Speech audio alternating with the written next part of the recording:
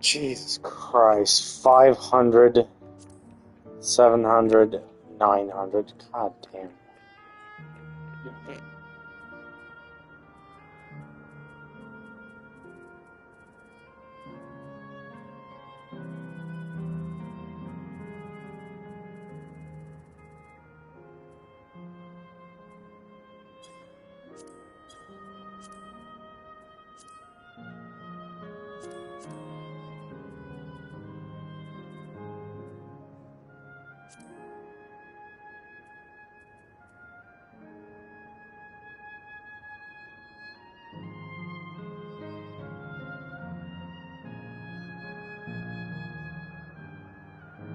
Cool, so we get a mount. That's nice. Much better than the Endwalker fucking one. That was absolute trash. Outrunner. What's an outrunner again? Is it like the motorbike? That's the air wheel. So place it near your hour and it will magically bring them to the outrunner.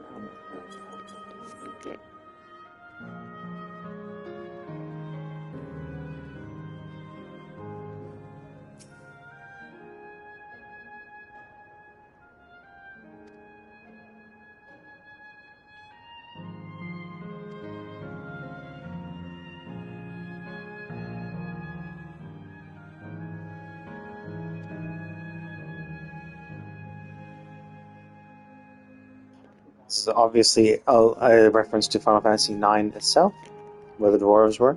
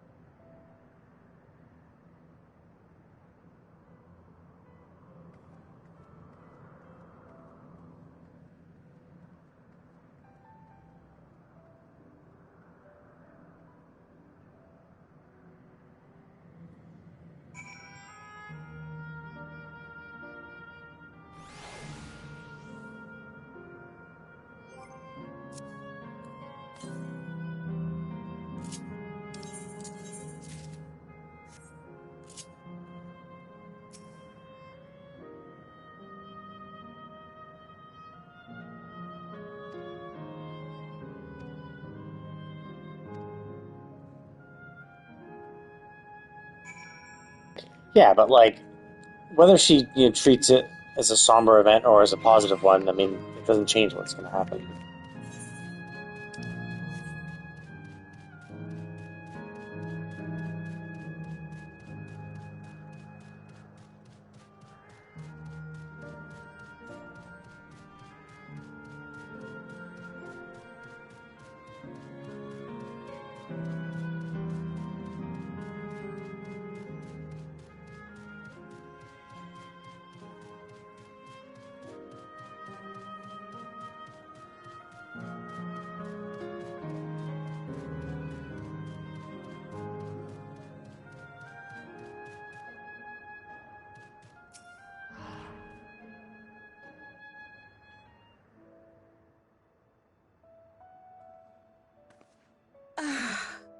How delightful this has been. Not since my journey with the Dawn Servant have I enjoyed myself so.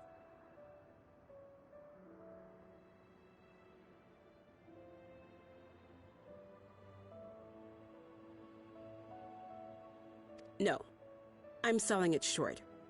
This was... And that's because I was able to share this adventure with my darling boy.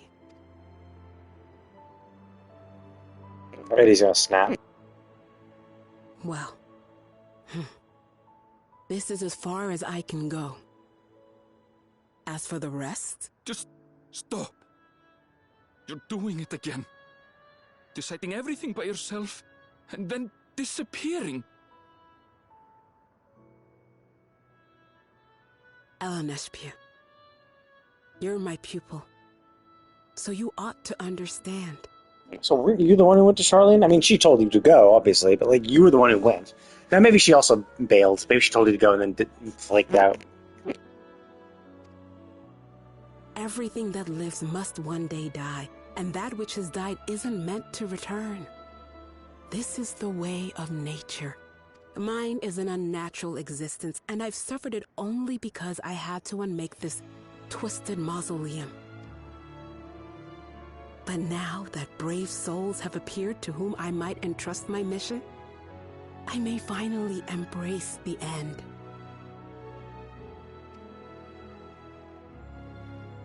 Can't you be happy for me?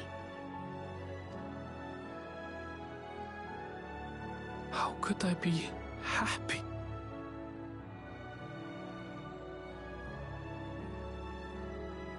I was actually quite scared, you see.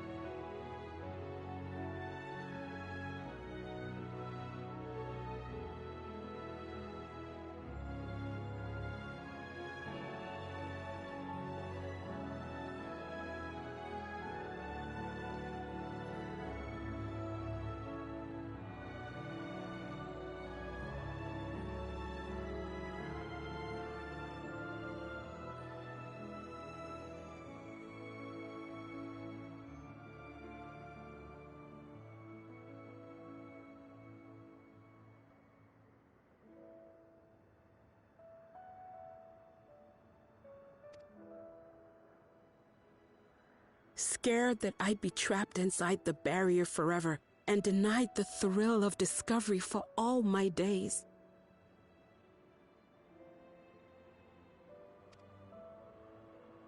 Your coming gave me courage and comfort, Eleneshpia. More. And now here I stand, unburdened and free. In this moment, the happiest of my life.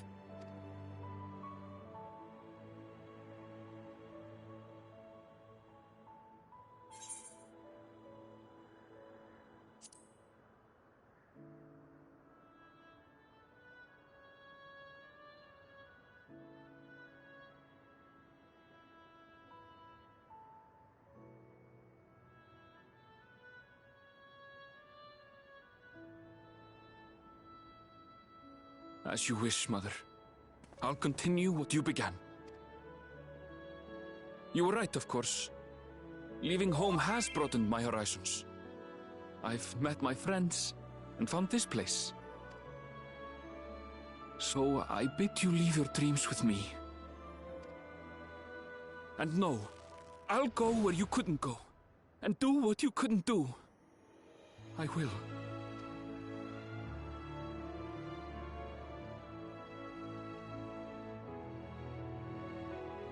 Look at you, all grown up and dependable.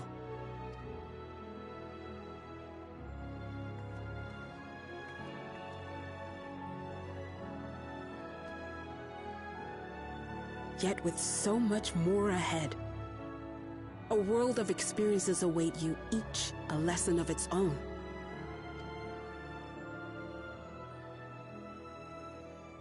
You may know failure and burning regret, but these too shall become beacons to guide you. So come what may, hold your head high and carry on with conviction. And wherever your journeys take you, keep me close to your heart, will you? I should like to be there, to see what I haven't seen. You will be, Mother.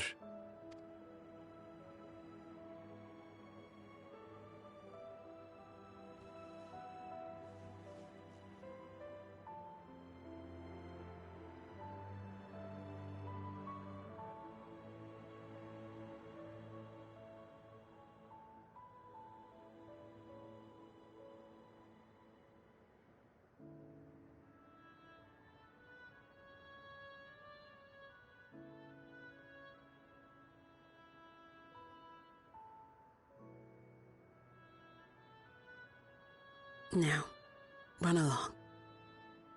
And never forget that you're my pride and joy. I trust you all can handle the rest. If I hit you right in the feels. And farewell.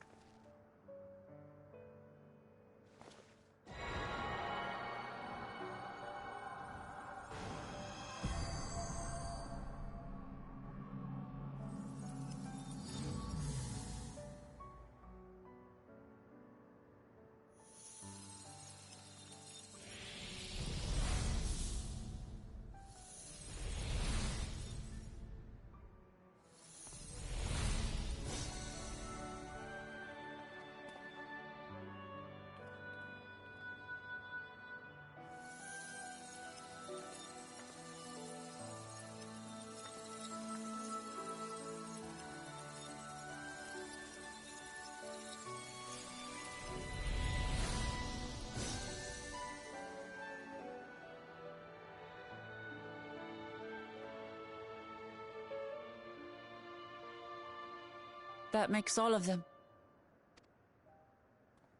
All that remains is to wait for the meso terminal to become vulnerable when it's about to initiate fusion. And then we strike.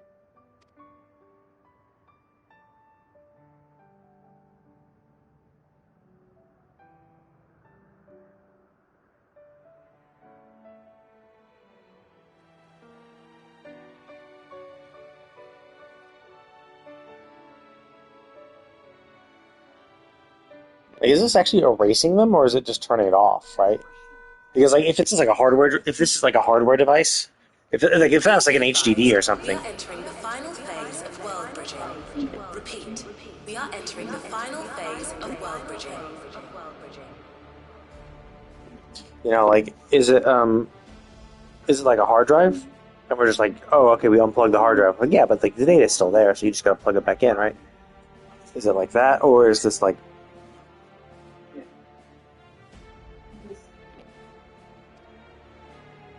The ether of all residents will shortly be replenished. Be at ease. No action on your part is... We thank you for your patience. Wait, it's already begun?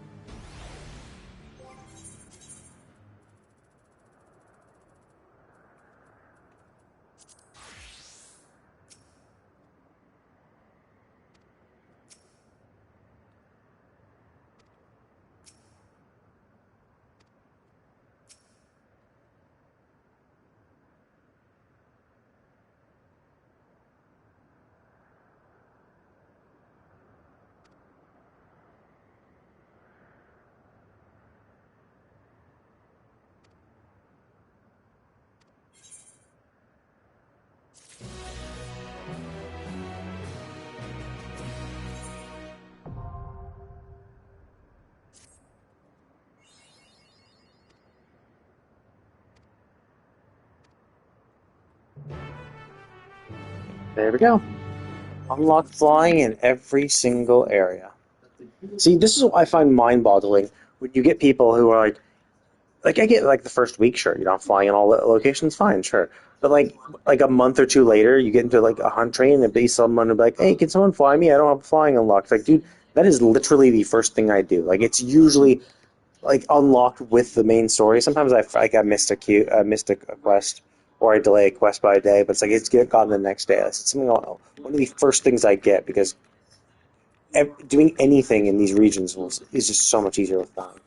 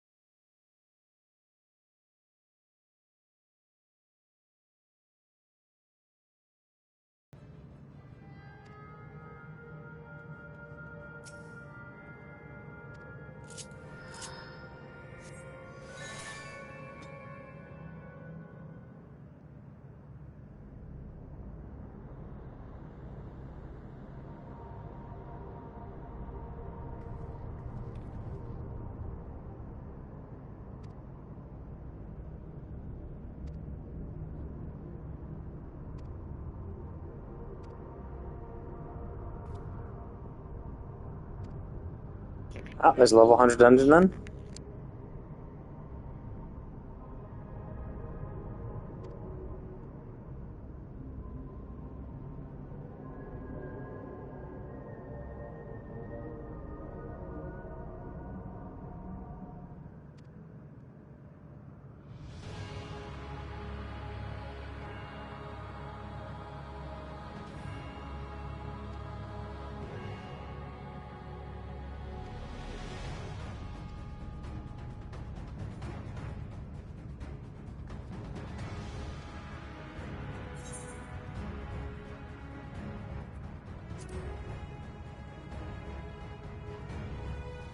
Sveen, you don't have to fight anymore. We already murdered all your people.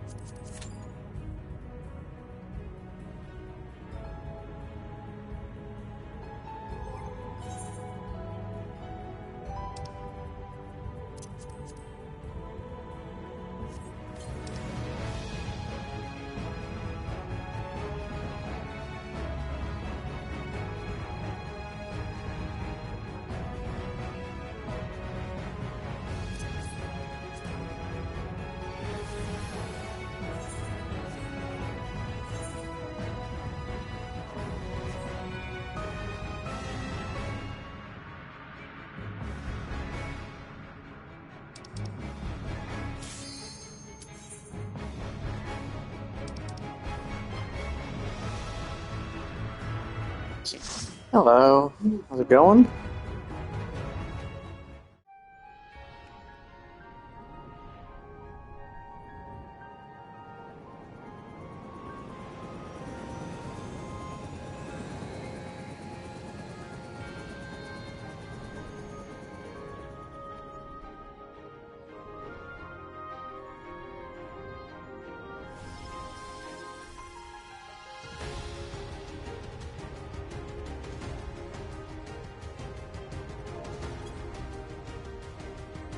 Just doing the last proper dungeon of the MSQ of this new expansion.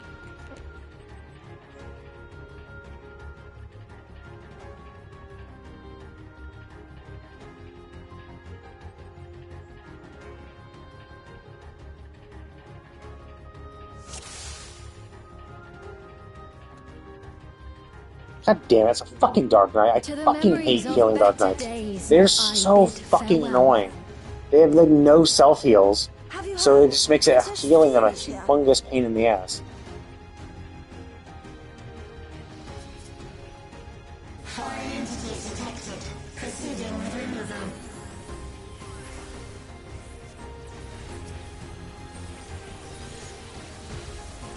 Oh wow, he's completely stupid too.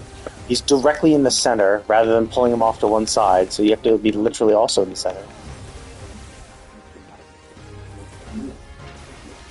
Just something you don't do as a tank. You're a bad tank if you do it.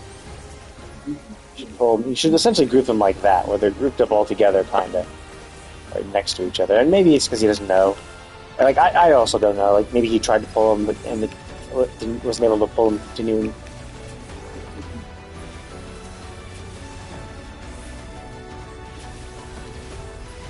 It's not losing that much health. I guess the benefit is because we all get the level 100 gear automatically. Our defenses are pretty good, so we don't have to worry. Whereas in like all the leveling dungeons, our defenses are kind of weak because everyone's like running random gear. Like, oh, do you have good gear? Do you have the best gear for that dungeon? Probably not. No, you're probably like leveling through the story, so you probably have a mix and match of good and old stuff. It is because you all smile for me.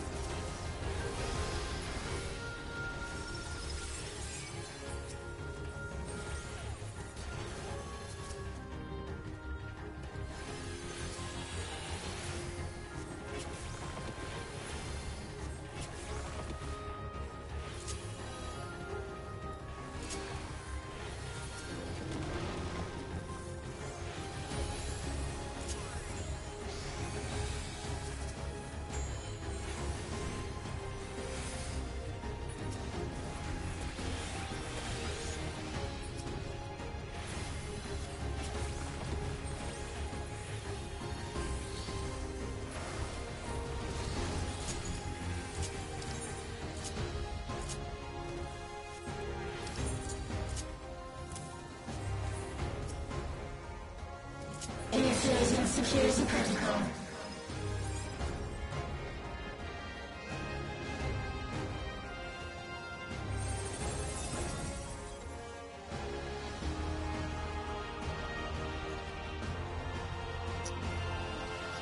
Oh wow.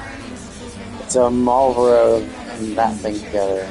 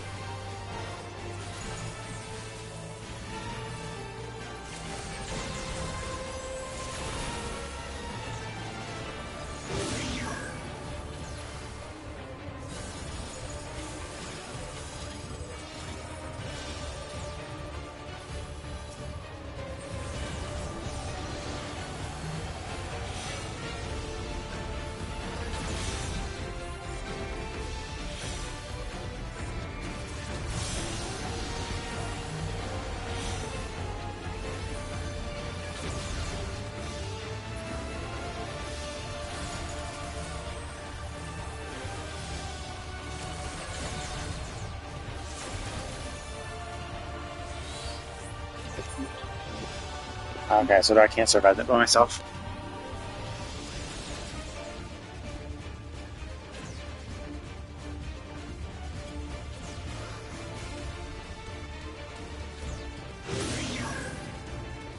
Yeah, it doesn't help that the both DPS died.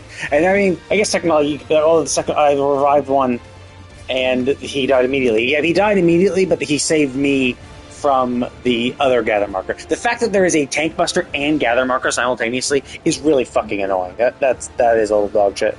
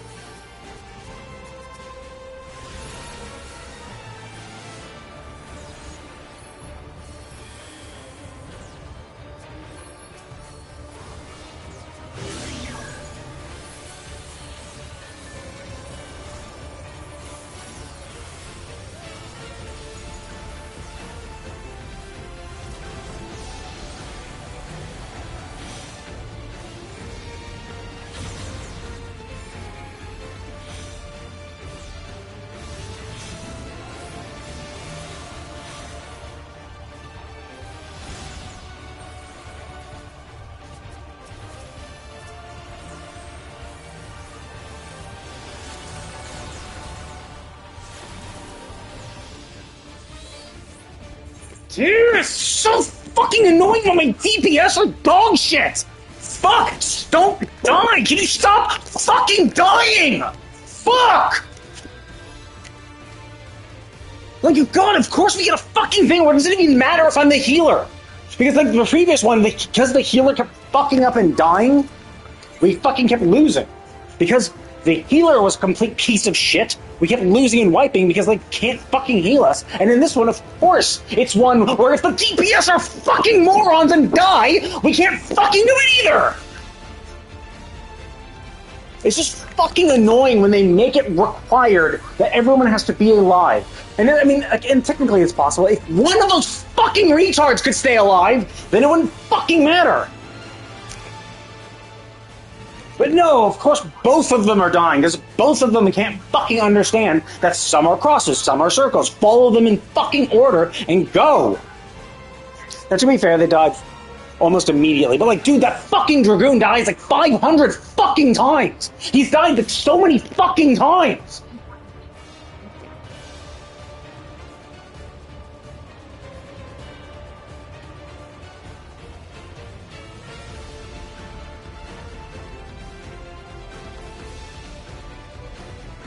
I mean, he's a Dark Knight. He can't win this. He just can't. Like, he has no self-heals. He's pretty much fucked. He can't win. Like, if he was a warrior or a paladin, he could solo this. But he's a Dark Knight, so he can't.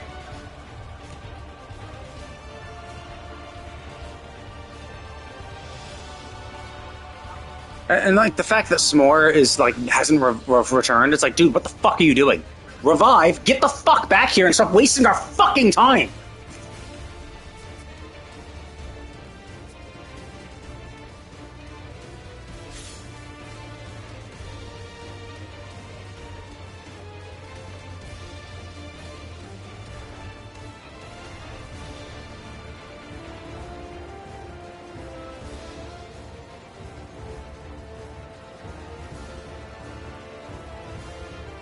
Yeah, so close. Says the guy who keeps fucking dying, who's died, like, more than all of us combined.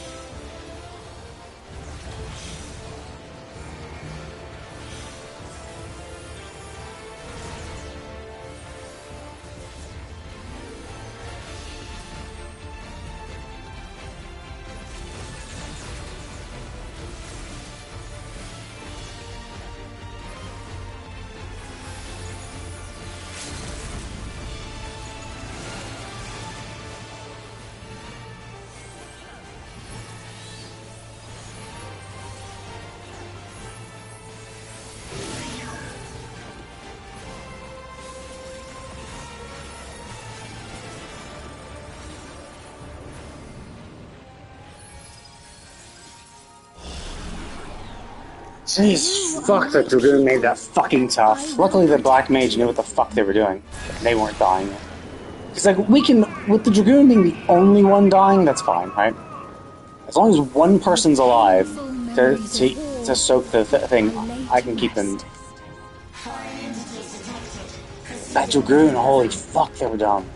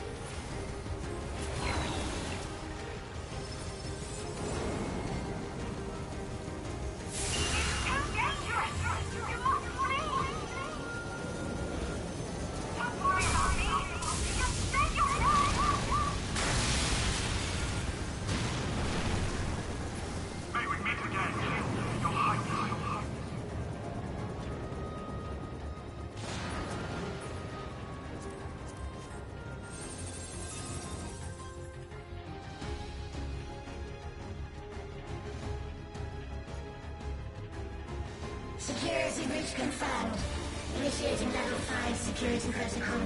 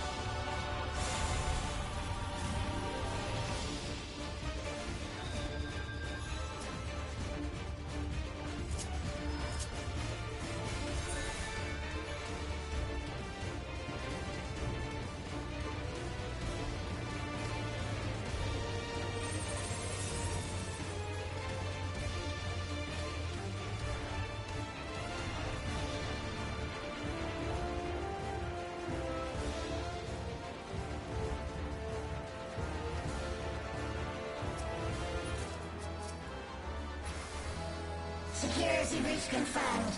Initiating level 5 security protocol.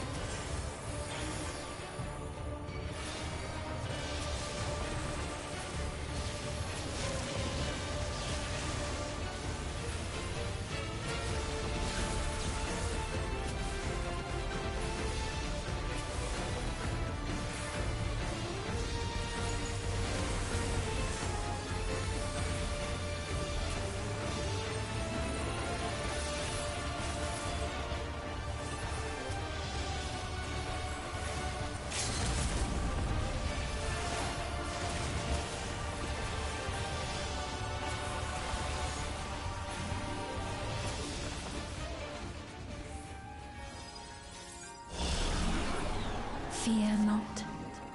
You will all live on. And at the last, my final, endless.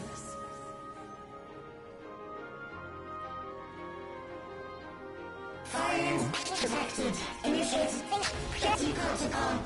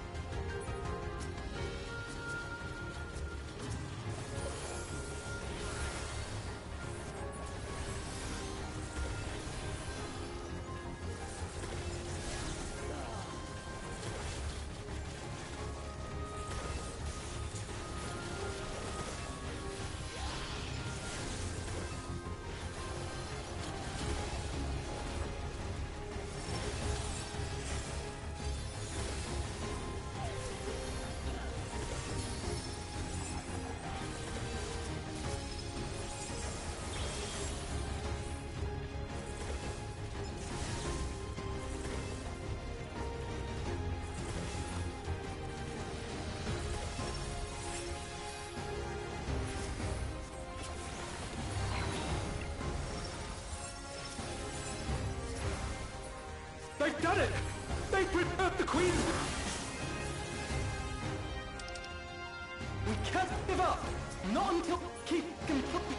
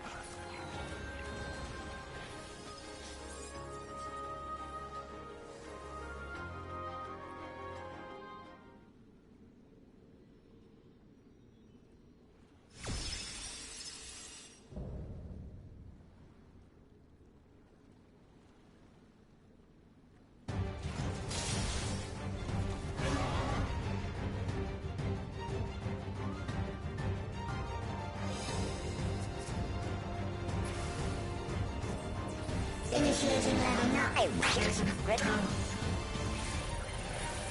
Activate components. Engaging priorities.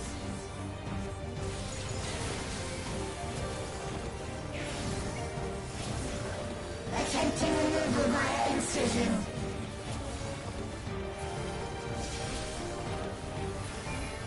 Attempting removal via incision.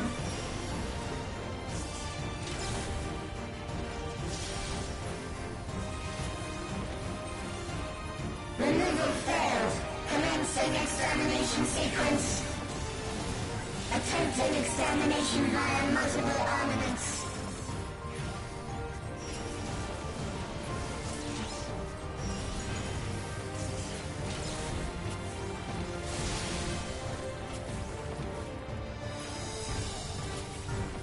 Purging via armaments. Acquiring target.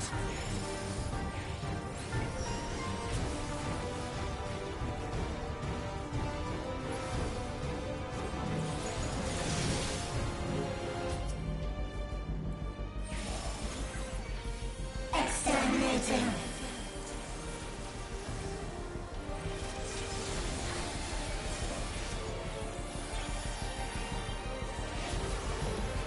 Commencing final attack sequence.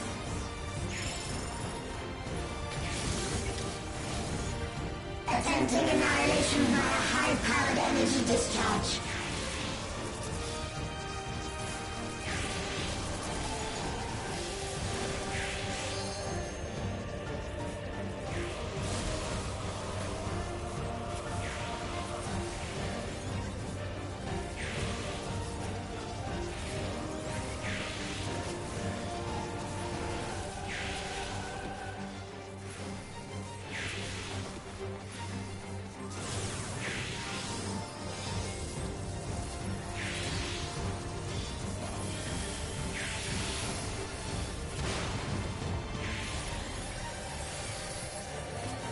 Energy accumulation complete.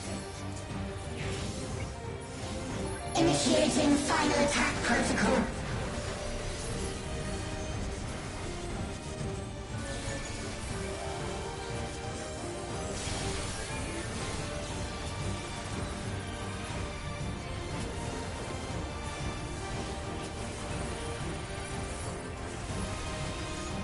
Foreign entities remain.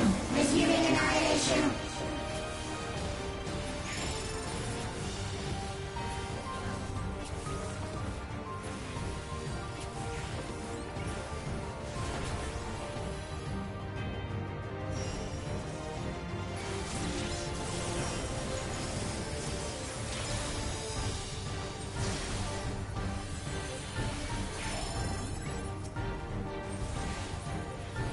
Attempting total annihilation. Annihilation. Annihilation.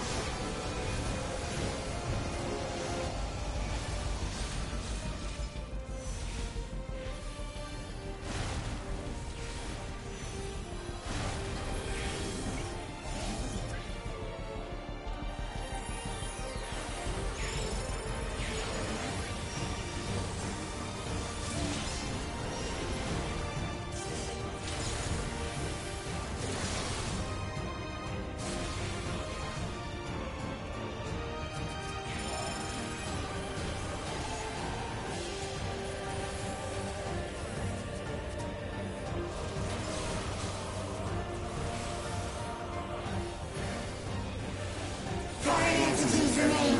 Resuming annihilation.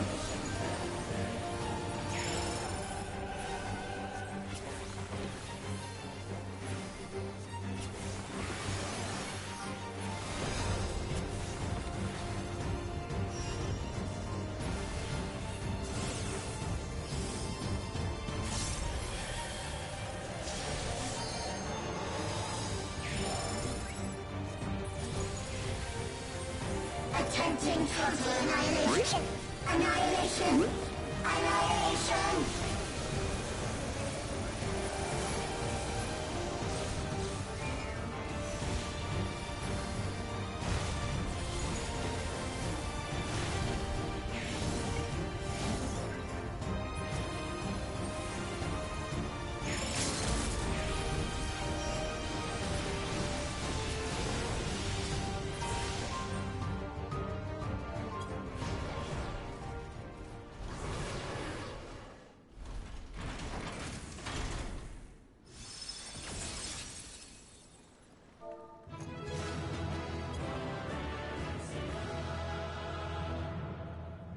Yeah, I mean, like the reason why I was getting so upset is pretty basic, right? Like, the only reason I got upset is because myself was fucking up. So I'm getting annoyed at myself, and then just irritated in general. So when I see other people fuck up, I'm just like, well, fuck you, you know? Yeah, I see. It's like I'm already upset and irritated, and then you get these people who are just like also fucking up, and then it's just like if they're fucking up more than me, it's like on some level I am the healer, so the buck stops here. But like it is annoying when you're fucking up, and it's just like you know, and it's just your fuck up is exacerbated by other people fucking up, or other people fucking up is causing you to die. Like them dying caused me to die, right? Which is kind of like annoying. So yeah, just generally being irritated. Like once I understand the mechanics, then having one or two deaths will be fine for the most part. I think obviously, especially for that first boss, the fact that if both DPS are dead, we wipe. Like I cannot survive. Actually maybe if I have enough mitts, if I had done a catalyze, if I actually shit, I should have done it ad loquium, to save myself.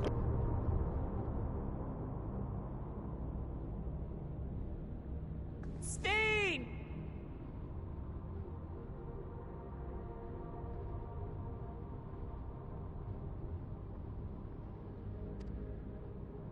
Sting, listen to me, please!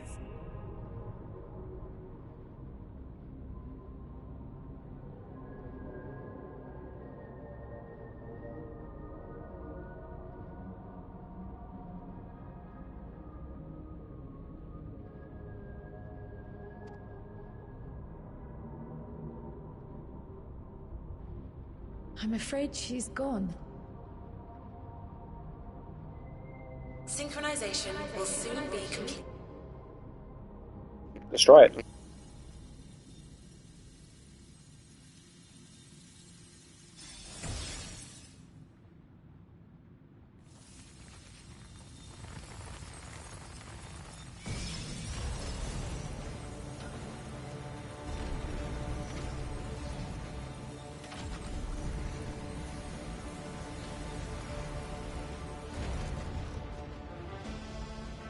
Synchronization complete.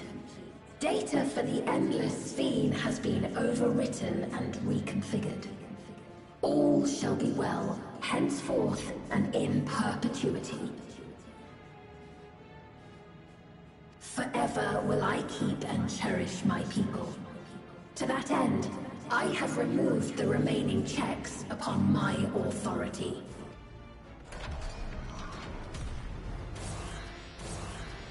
Gods! Obstructions to the plan will be summarily removed.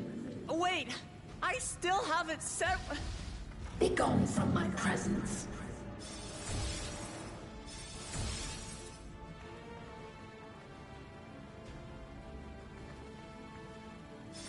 Oh, we weren't included. That's kind of weird.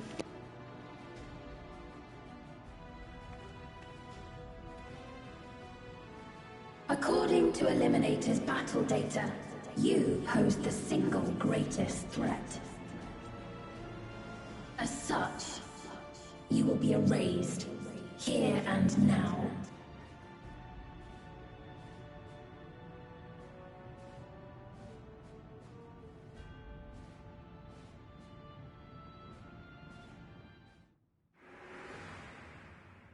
I am the bearer of the memories of Queen Sphene of Alexandria, and my desire to protect my people transcends all.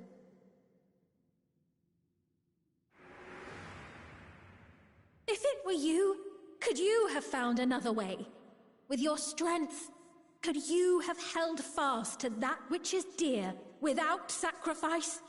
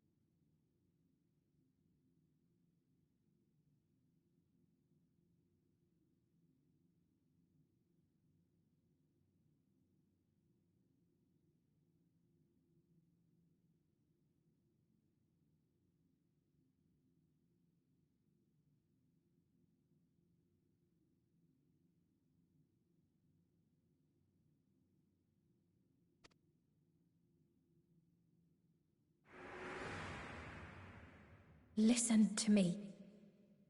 There's some...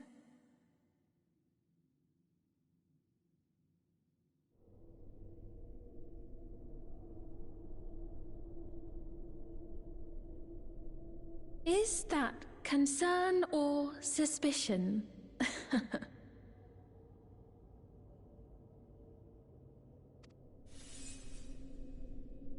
If things should take a turn for the worse...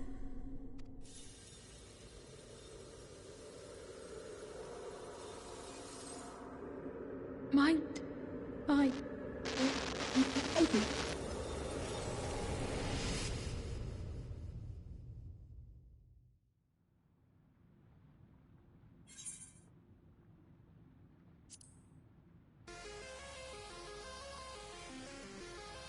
Obstructions to the plan will be summarily removed.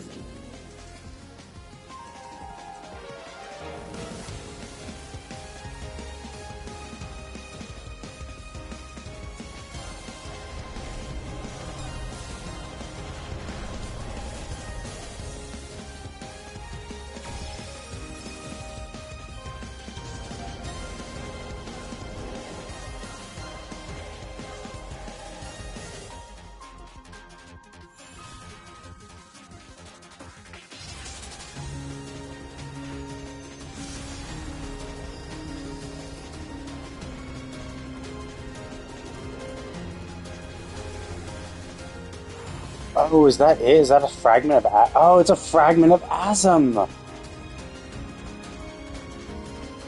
Interesting.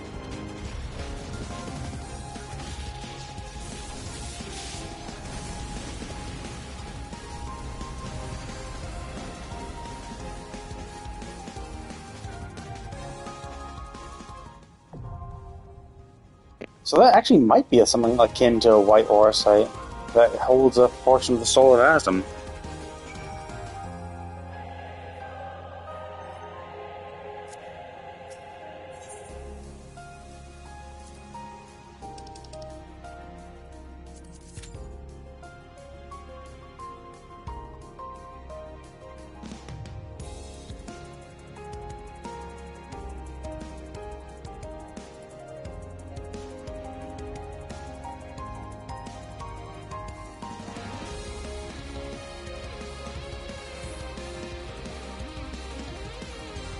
Oh, I can't believe they've let you get a name that's so clearly a bot. Jesus Christ.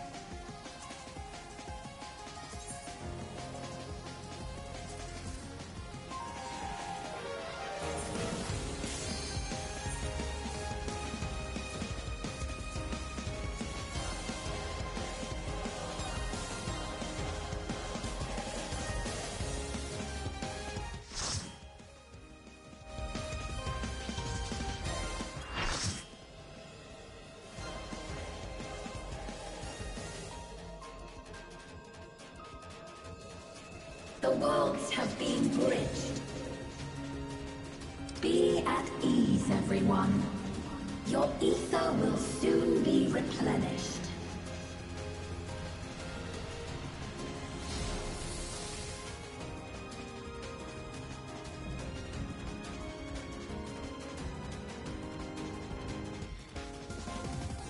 I will suffer no interference. Disappear.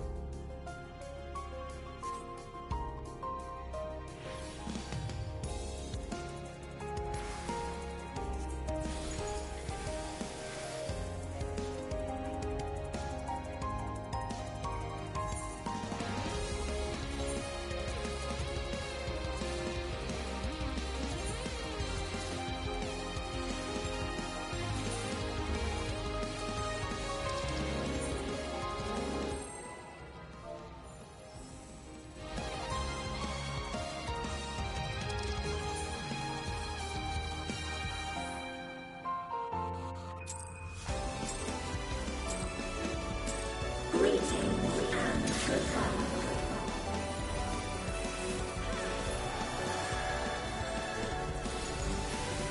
Do not be afraid. Death is not the end.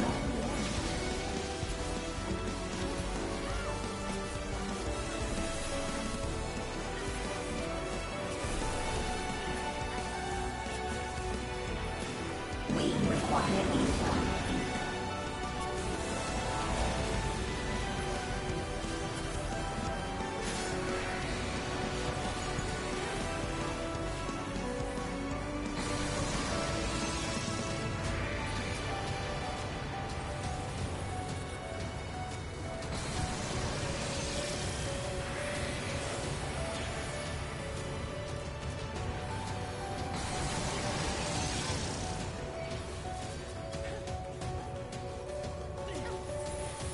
Deploying drones.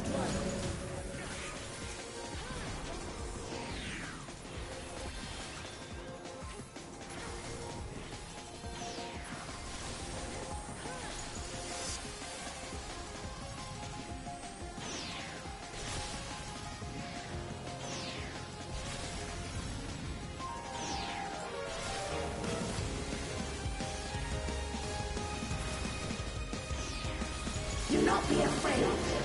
Death is not the end.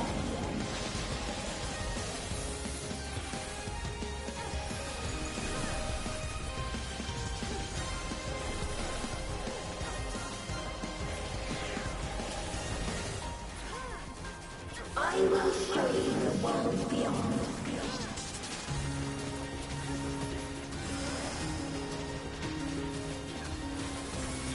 Deploying drones.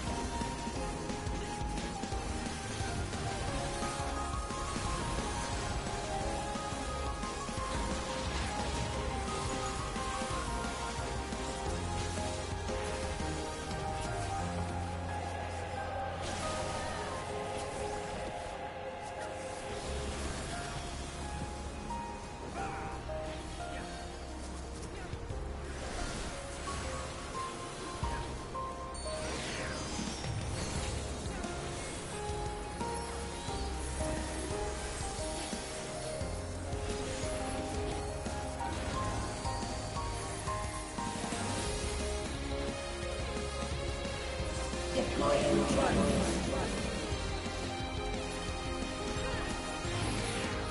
We require ether.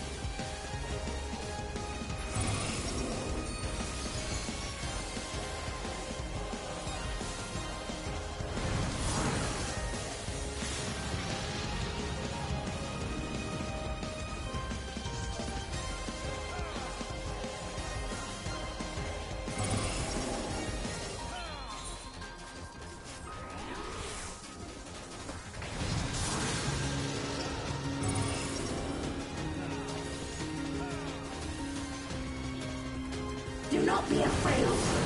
Death is not the end.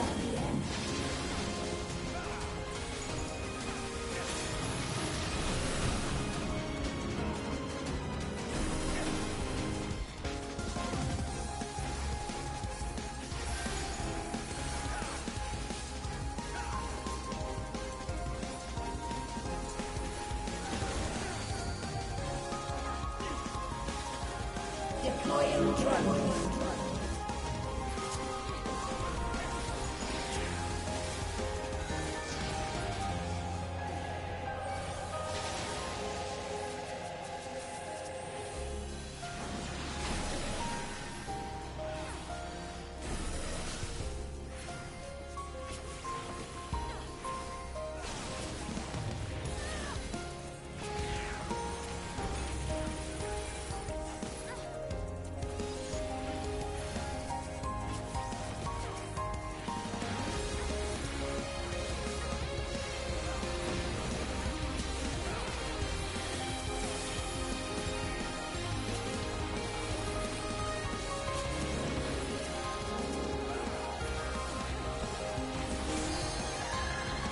Are you still alive? Activating reserve power. Are you still alive? Disengaging signals. Target area delineated. Commencing erasure.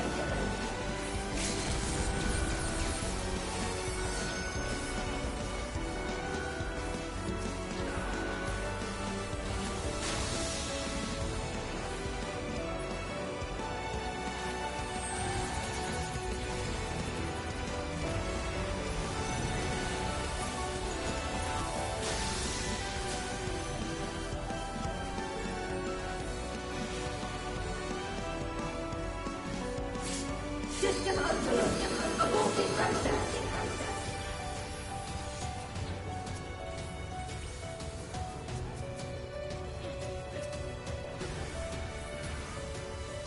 Let us rise above.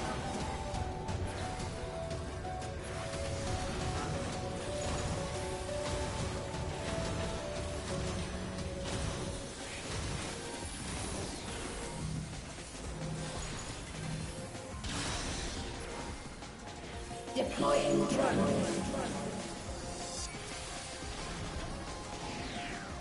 We require ether.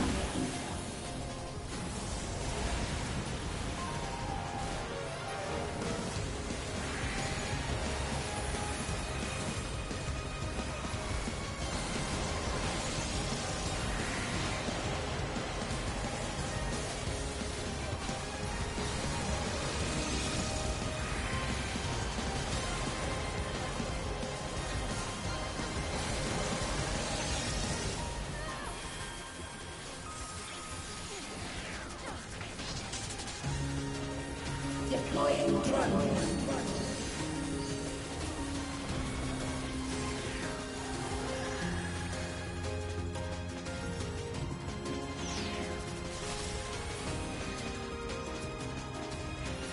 Let us rise up.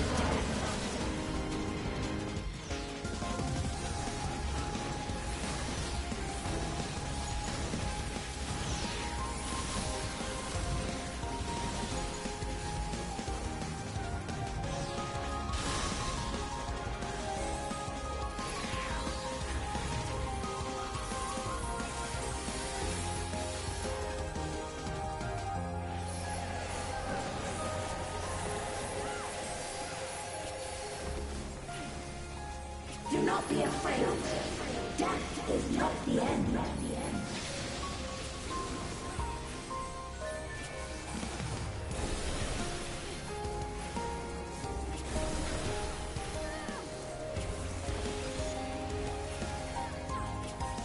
Are you still alive? Recommend razor.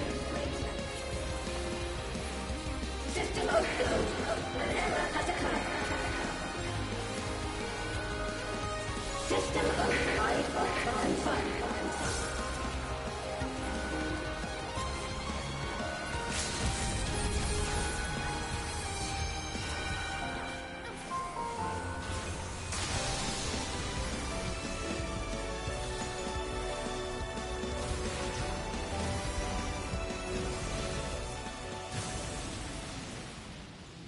Is this a rift in reality? Has she lost control of the power? Steen, listen to me.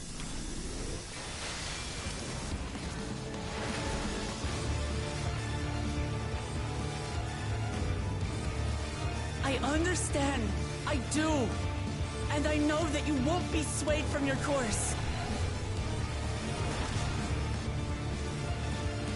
But if there's truly no other way to resolve this, then face me. Not as a machine, but as the real you.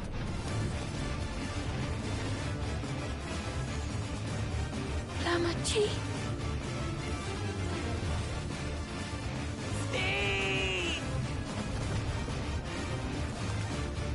Anomaly detected in memory banks. Data for the MSQ partially restored. This is what I desire, and I will not fail.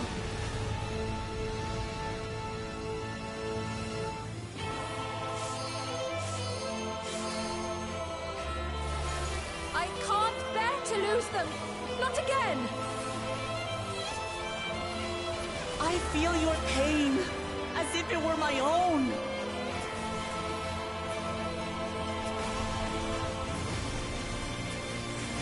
At last, I think I know you. All of you. How can you say that to me now?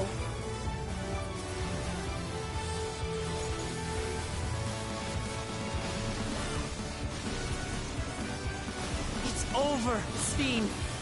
We will stop you.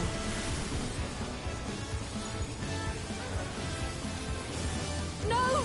I won't let you! I can't! I will protect my people's happiness! Leave that burden with us now. We will bear it in your stead. Also, we deleted them.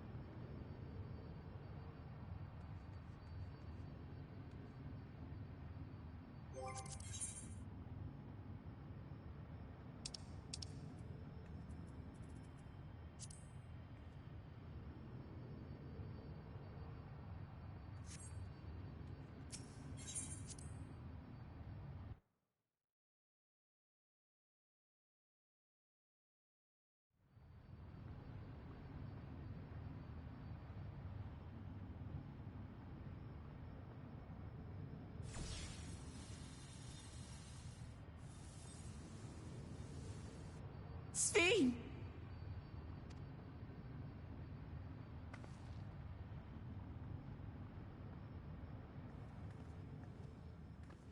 Your voice reached me, Lamachi.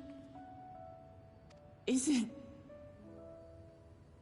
it really you? No, only in part. My memories as a living person are gone. I've been remade from those I had as an endless. However, I cannot remain long. for the Meso Terminal will soon cease to function. Once, you wanted to know me, Lamachi. Let my last act be to give an honest accounting.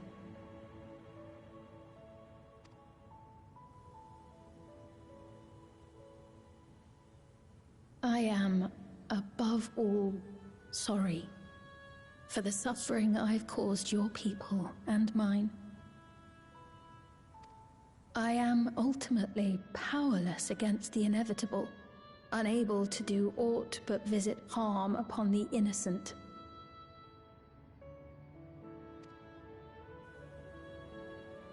I am, in the end, a pitiful, selfish creature.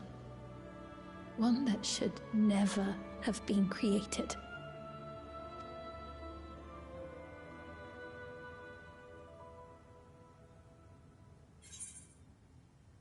Yeah, I don't think it's... see, that's kind of cool. Like, that's obviously a dick move. That's kind of this is the only nice answer.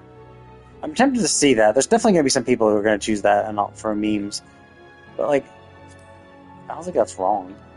Hey, try to make her people happy. The problem is, she was just sacrificing... The problem is, she was sacrificing the living for the dead. Which is like, that's...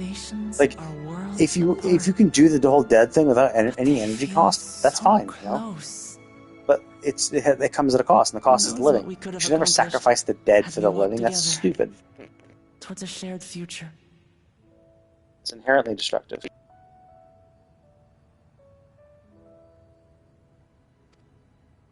And yet, it could never be so. We each had our own to protect. If only I had met you when I was still alive, then perhaps. But it's no use dwelling upon a miracle that didn't happen. Still, if there's one thing I hope you'll believe, it is this. Brief though it was, I treasured our time together. It pains me to think that its memory will disappear along with me. Of course, we're going to say, no, it will live on in us.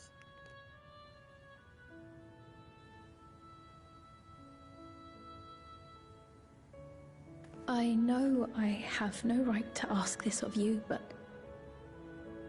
when I'm gone, my people, will you?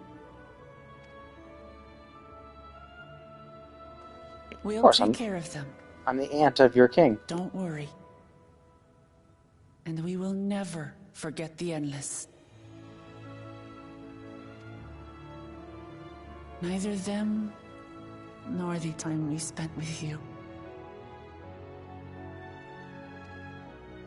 So be free of your burdens, Sphene. And sleep well.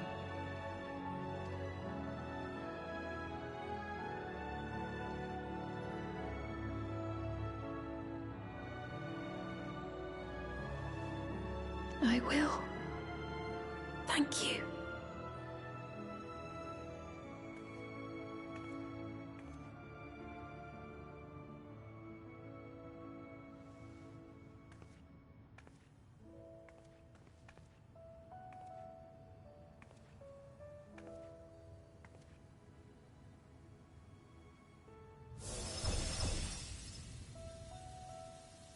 What, I don't get a hug?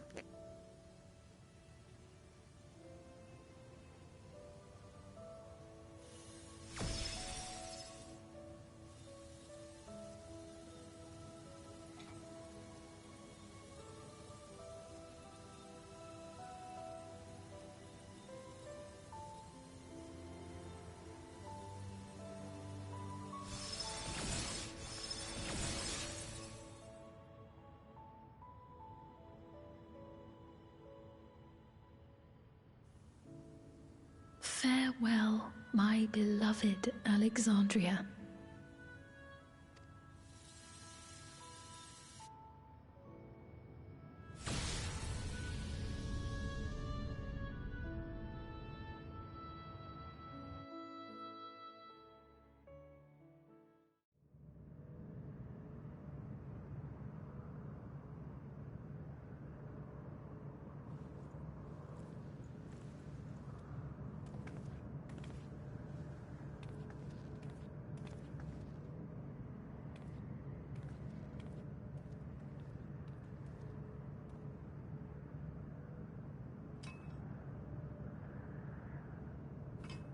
Well, it raises a lot of questions what that thing is, what that key is, because like the thought was, oh, it came from another shard, right? It came, like it was another shard used to transport to the Thunder Shard.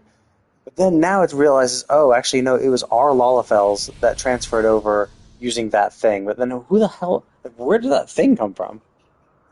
Like I know Asians are fucking about in the source, so maybe it was from one of them. But like, it didn't seem like it was an Allegan thing. And no one thought it was an Allegan thing, so it's kind of weird that that it came from us, or especially like the Lalafels.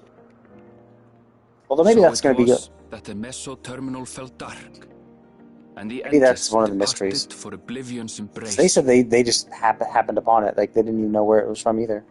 The Lalafels. Their resplendent paradise was no more, as the memory sustaining it faded with the golden light.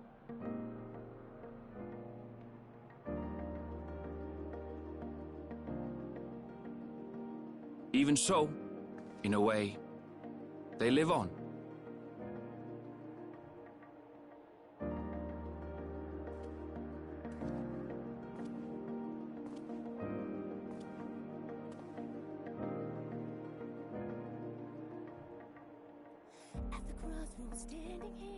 This I felt with conviction, as I basked in the glow of a new dawn.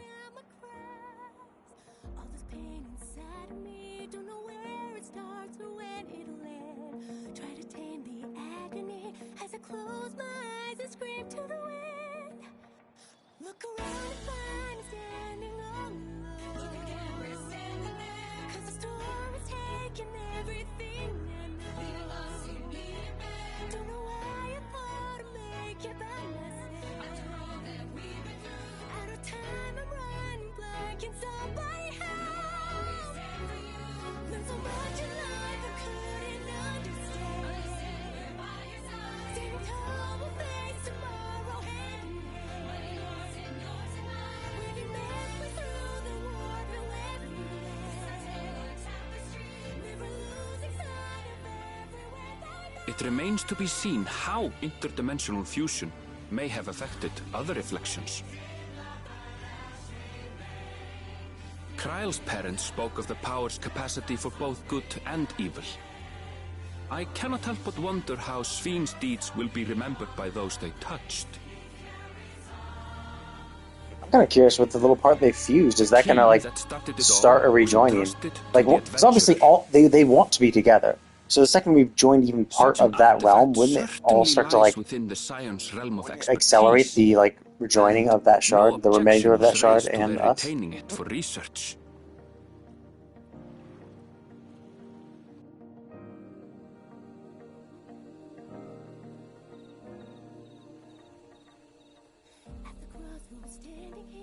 By order of Vao Kona, the Sky Deep cenote was placed under the strict watch of the Landsguard.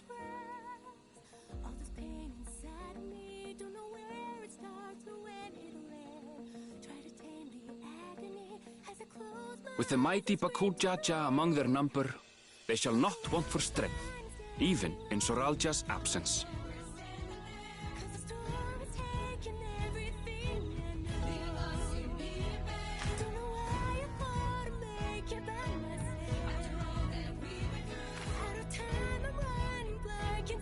I mean, I was assuming that that shard was the cause of the second calamity of thunder, but maybe not. Maybe this is Of the separate. Queen's passing, the people of Alexandria mourned and wept. Having devoted herself to sparing them sorrow, the sight might well have moved Svin to tears. However,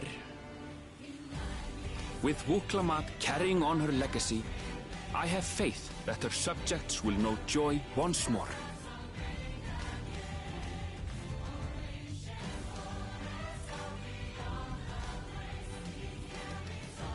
As anticipated, the news that young Gululja had succeeded his father as king was greeted with trepidation.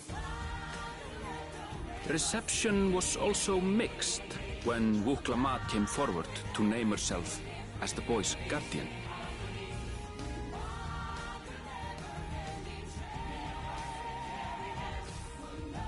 But the people were mollified to learn that Everkeep systems remained operational, and there would be no impact on their lives. Even the solving?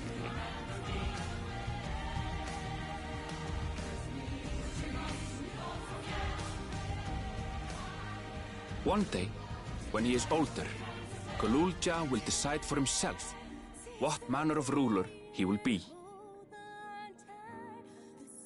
Till that day and beyond, may the path of the young king be illuminated by the love of family.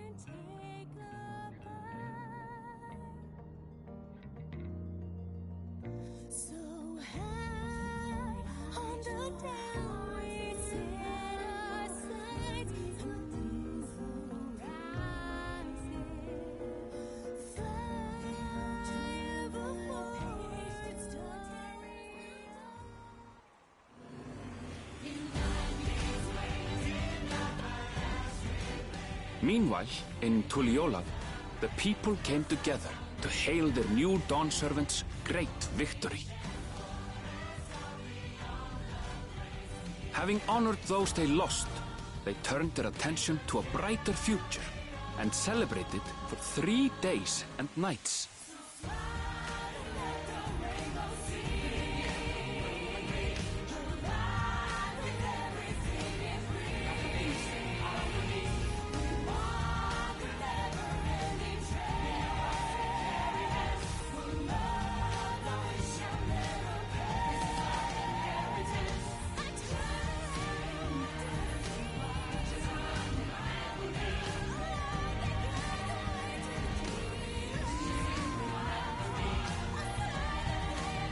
Ah, shit, it's from the trailer.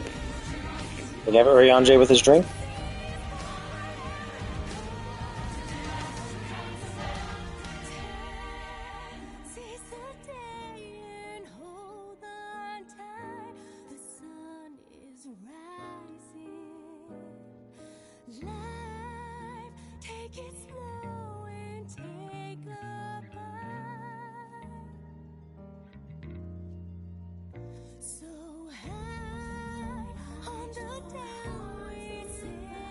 Not everything had been resolved. Ah, he doesn't have his pina colada. Those who had spent 30 years in the dome struggled to resume their former lives. This and a host of other challenges remained.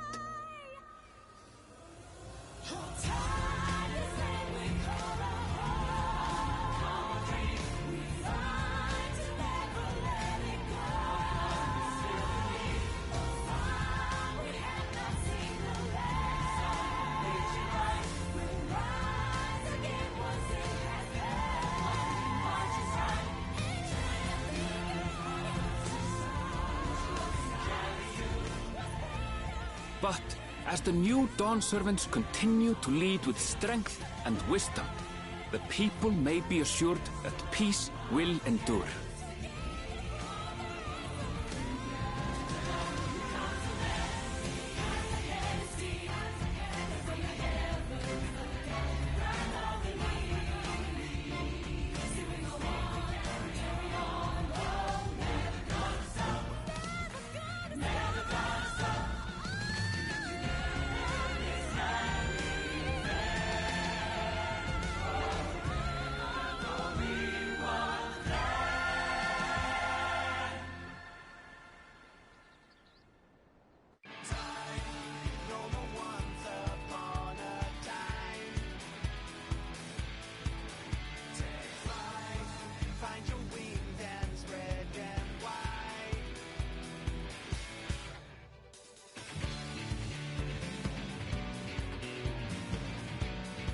Okay, so beaten the main story.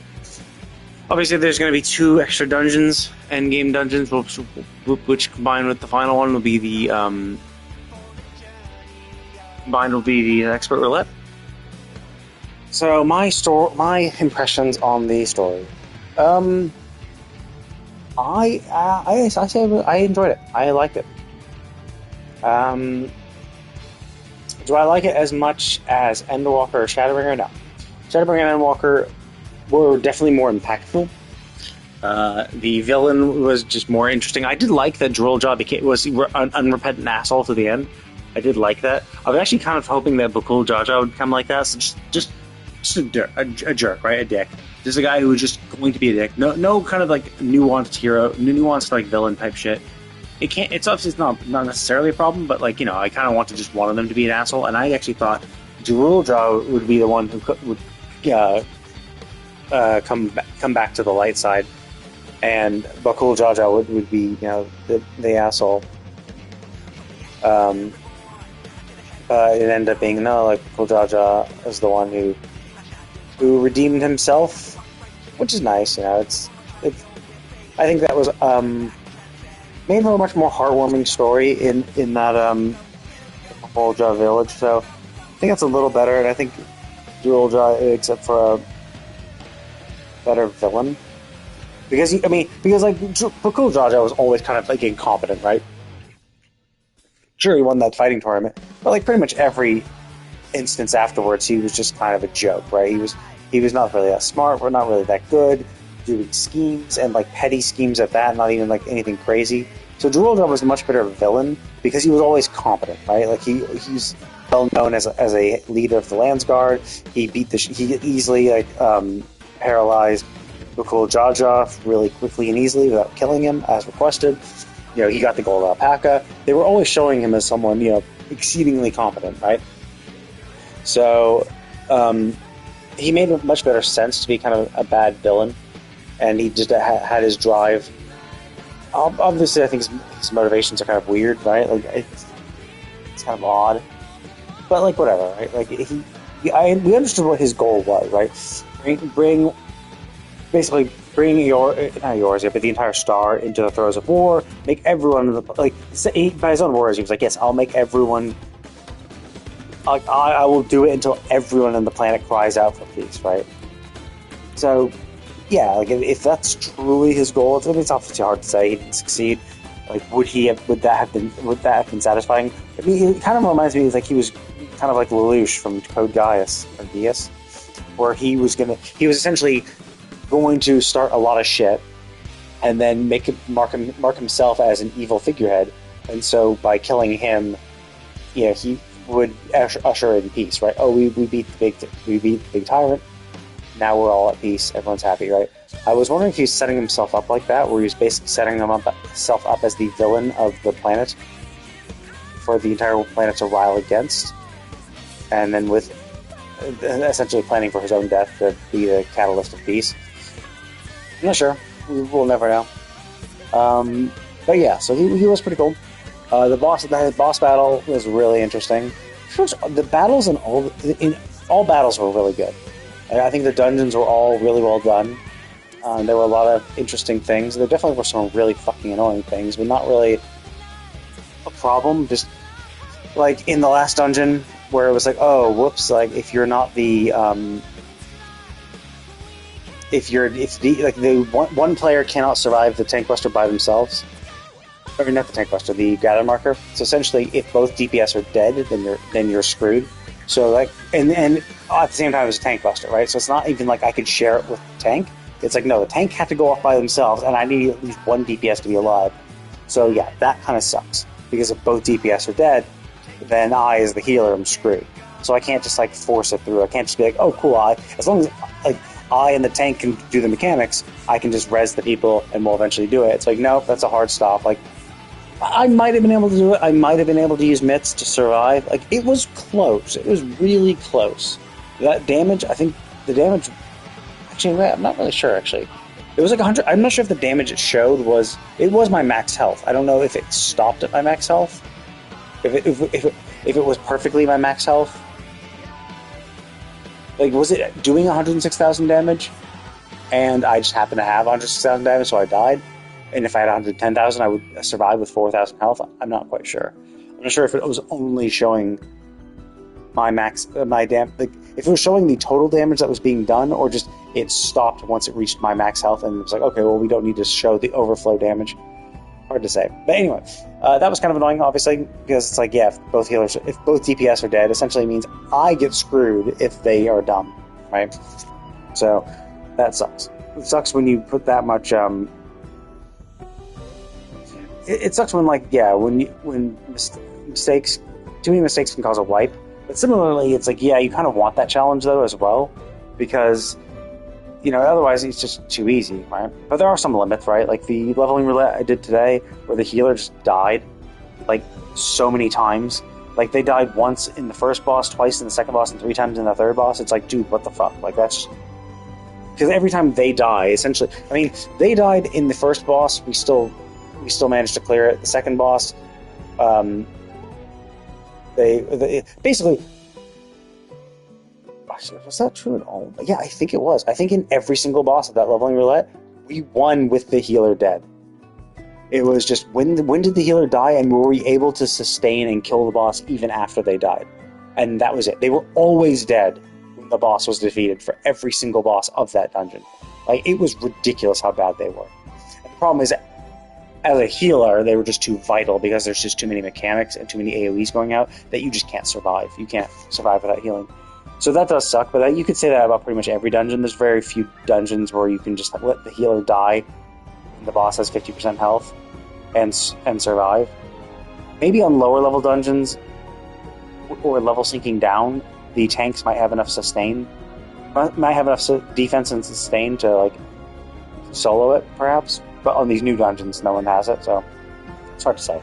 Either way, I'd say dungeon fights were really cool. The trial fights were also super cool. Like the Valley Garanda, how he affected the environment was really interesting. I imagine in Extreme it's going to be crazy. Same for Jirulja. His fight was already crazy. Like I'm really curious what the fuck they're going to do with that, because like they were already having like, oh, okay, here's some swords. My guess is that they'll probably add more swords or make the panels bigger. Like I don't know. I don't think they ever changed the arena size though. So maybe they're not going to change the. They probably just had more swords. Where it was just like at one point it was just like, yeah, there were essentially half the lanes would be. Actually, wait, no. For one of them, it was like half the lanes would be. I think it was like half the lanes would be dangerous, and you just have to find the crisscross section. Maybe the extreme will only have one of them be, like only 1/4 of them be safe. So you have to find the crisscross of the safe path from both sides. Or maybe they'll have multiple. Like maybe they'll have multiple going off at the same time. Yeah, I don't know. Nah, they can't really do that though. It's probably just going to add extra swords, like add one extra sword for each panel. I mean, yeah, I'm really curious how they're going to do the extreme for that, because it's like it already seemed pretty complete, and usually for like the extreme, the way they kind of make it more difficult is they just layer more of the mechanics on top of each other and give you less time to react, or with less telegraphs, which is fine because like some of them are pretty obvious. But I'm like really curious how they're going to do Jirulja's fight, because it was already pretty complicated. Stuff was already pretty well layered, so I'm not sure how they can add additional difficulty to an already fairly layered fight. I could see for the Queen one, I could definitely see them doing some crazy shit, because I know in some of those things it was like, oh, okay, we're gonna add all these extra like extra debuffs and stuff that was going on, so I could see them fucking about with that. I could see maybe the Aether. I mean, like when they were sucking in Aether, the fact that they were doing other mechanics on top of that, like the line AoE and the like the droids or the drones being sent out, I could see them doing more of that while the Aether flow is going, where they're sucking in Aether, because that mechanic's actually pretty rough, because it's constantly draining our health from the entire party. While that suck is going on, even if you're not in the blast, you're all still being drained. So your healers have to be really on the fucking ball, and you cannot get hit. Because you might be able to survive one hit, but because everyone's constantly being drained, it's very unlikely you'll be topped off on health. And then you'll take that hit, and you'll be super low, and you might die before, you might, tick damage. You might lose enough health via tick damage before you can get healed properly. And of course, if you're just out of range, you're fucked, because you're not going to get the heal when you might need it. So, yeah, interesting. I'm really curious how they're going to make them harder. Because, like, most of them had pretty obvious most of them like didn't really have telegraphs. I mean, they had mostly telegraphs rather than actual AOE markers, and I can't imagine them actually hiding the AOE markers. I can't imagine them hiding the AOE markers they showed because like they're too necessary, right? Like the tethers between the people and the line AOE that's going to go off, you have to show that. You have to show where the Aether Blast is going to go.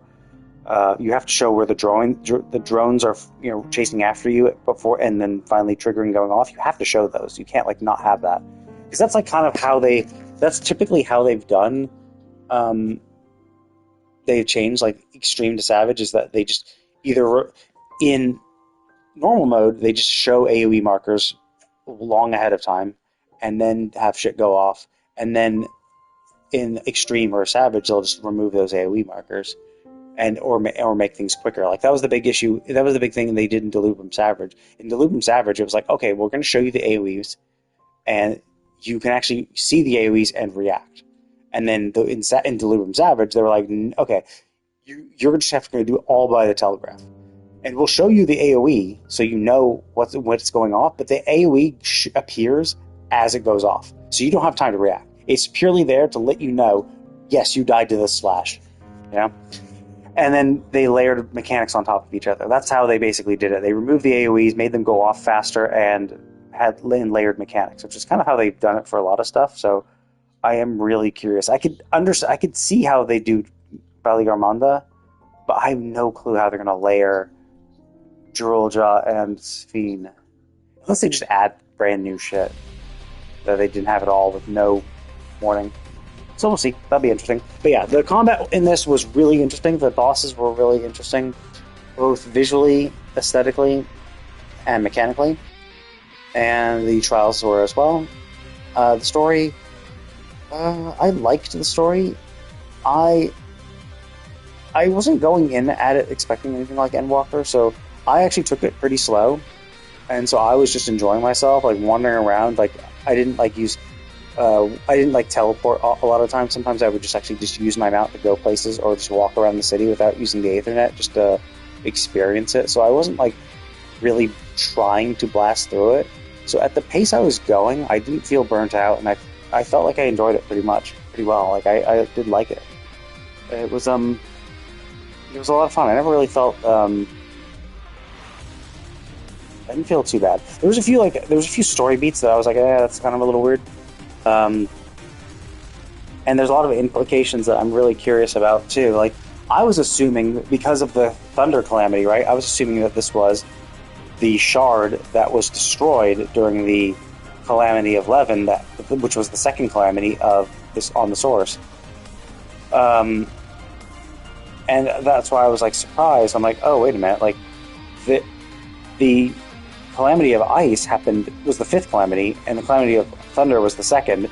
But they mentioned that they had the Lalafels appear during the Calamity of Ice. So, like, time-wise, it doesn't make sense.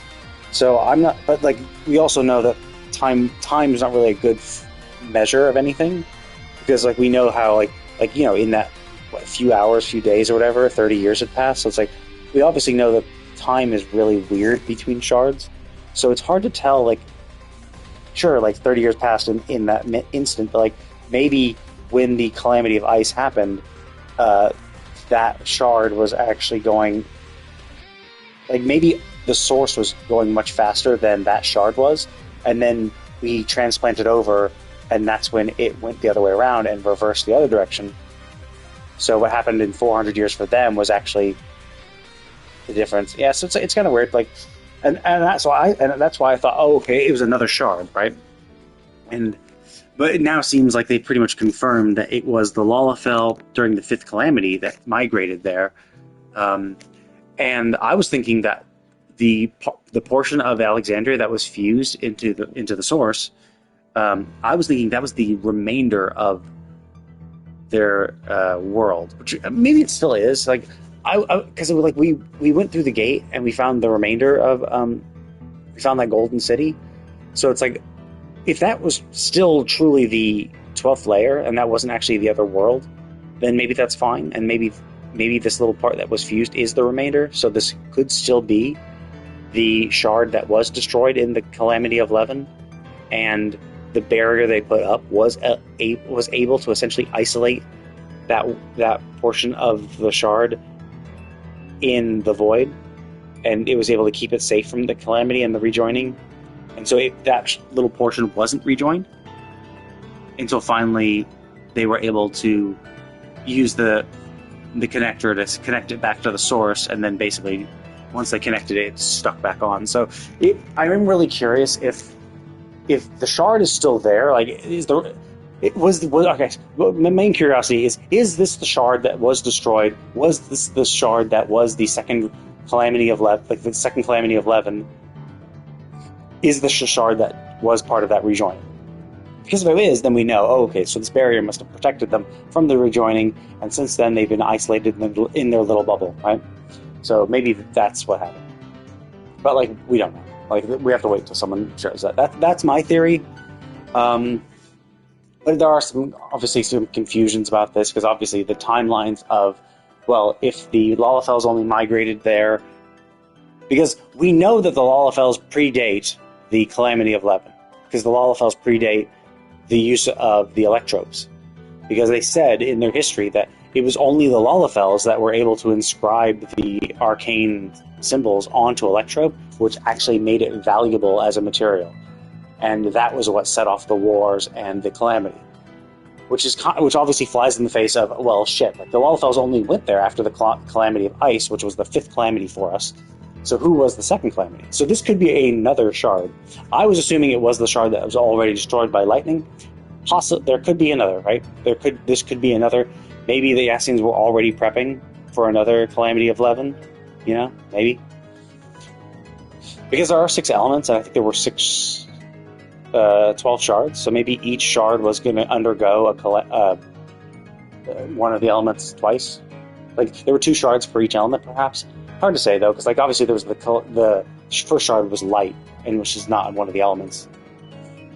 Not directly one of the elements, so hard to say. But it could be this could be a separate shard. That wasn't the one that was the progenitor. That wasn't the second calamity shard.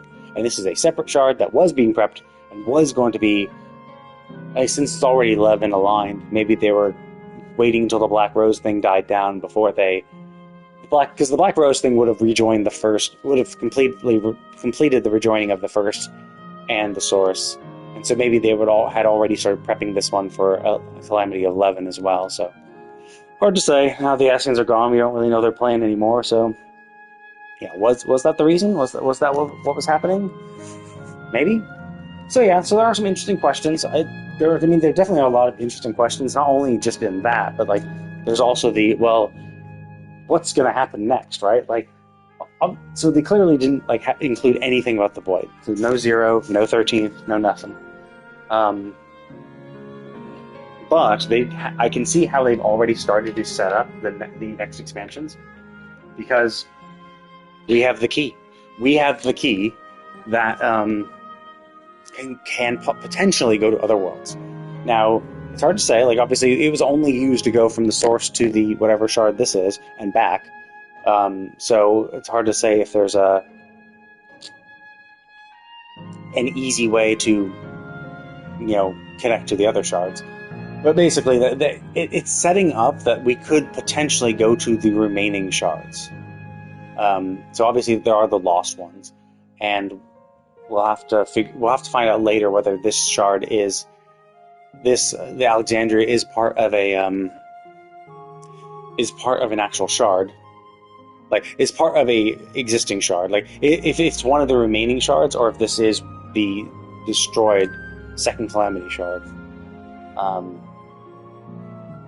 Basically, all it would mean is we have whether you have one extra shard to go to or not. Because if this is the destroyed second calamity shard, then we have one extra shard. If it's one of the remaining non-destroyed shards, non-rejoined shards, that means we have one less shard that we could potentially go to, because we already have a connection to this one. So anyway, so they've already kind of set that up. So maybe we'll be heading to other shards. I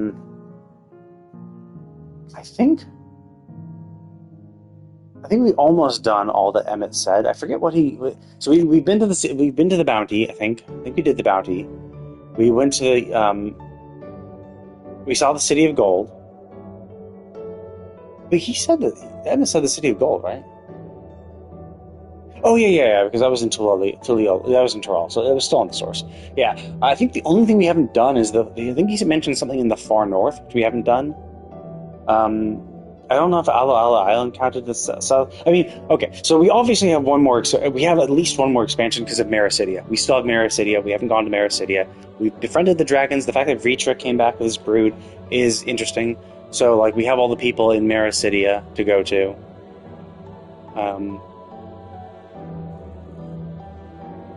So that will be interesting, because they did mention 3 cultures that we were at least aware of back in the past, the one that spawned the Warring Triad. So we have the Tree People of Sephiroth. We had, I forget who worshipped Sophia. I forget what their culture was. And Zervan, I don't think Zervan was a drag, but yeah, so basically, whoever worshipped those 3, those were 3 tribes in Maricidia. Then, of course, there were the dragons. So it would be interesting to go there, because obviously we're going to see the ruins of some Allegan ruins. We're going to see some maybe local tribes. That'll be interesting, but I'm curious. I'm not sure, like, what we do there, right? Like here there's kind of some conflict, but obviously we can see that there's not really a huge conflict. Oh yeah, the War of Secession, not like a crazy thing, and obviously it became crazy with the invasion of another shard. But so they could do something like that for Maricidia. It would be cool if we had some sort of throwback to Bahamut.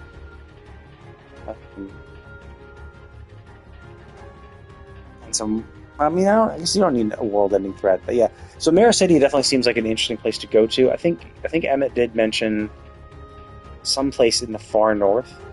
I forget what specifically it was, but I think we've done everything else.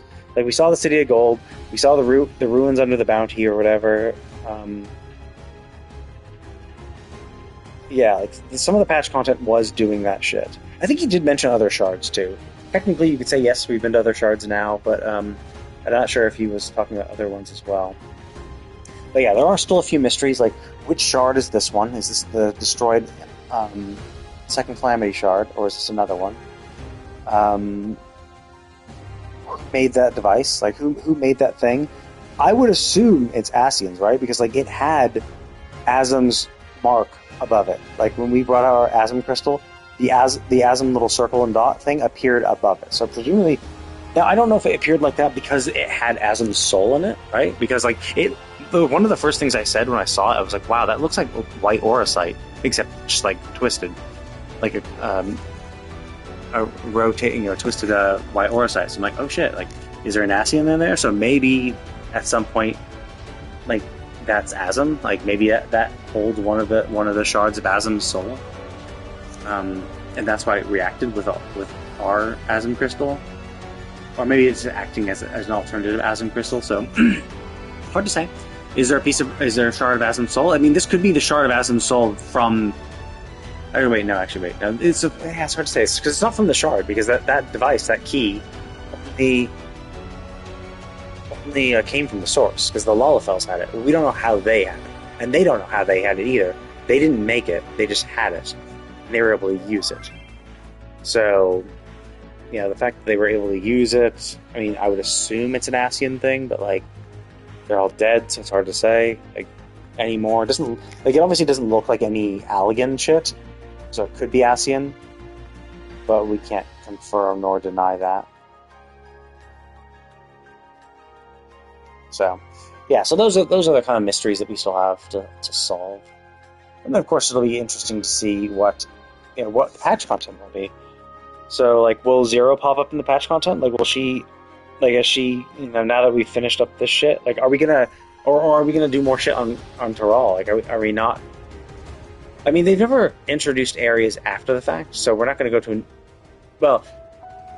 new areas. But, like, I guess they did mention that we're gonna get some, like, planet exploration type thing, and some sort of, like, Eureka Bajda like zone for relic riding. So that will be a new area. So it'd be interesting to see how that shakes out.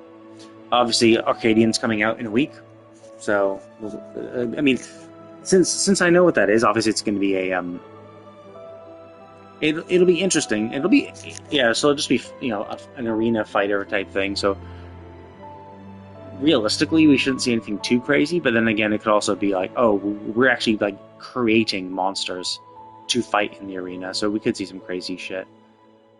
But I'm curious what the story for it will be, because like Pandemonium was an interesting story, right? It was learning about Hephaestus and the ancients and his son and all that shit. So that was really curious.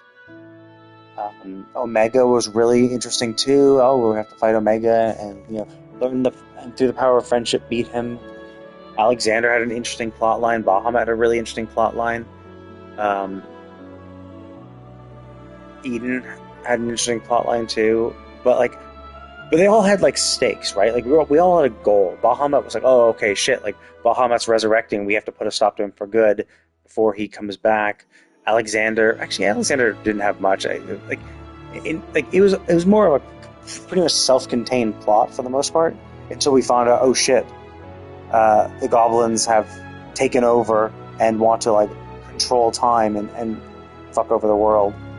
But like we didn't really notice that until really close to the end, like in the last part. Usually, like we didn't even like know, we didn't even know that they had those type of ambitions. I don't think until like the creator, the third segment of it. I think maybe we learned about it at the end of Midas. I'm not sure. It's been a while. But even still, yeah, it's only until that point before we realized the stakes. And then Omega was like, oh shit, he's this big fucking thing. We saw him fight Shinryu. Like, he's really fucking dangerous. And he's like there trying to perfect himself to become even stronger. Like, that's very dangerous. And then Eden's Promise is like, oh, okay, we're there. We're going to try to undo the burn. Or we're going to undo the whitewashing of the first. And then fighting the void and all that shit. So that was really interesting.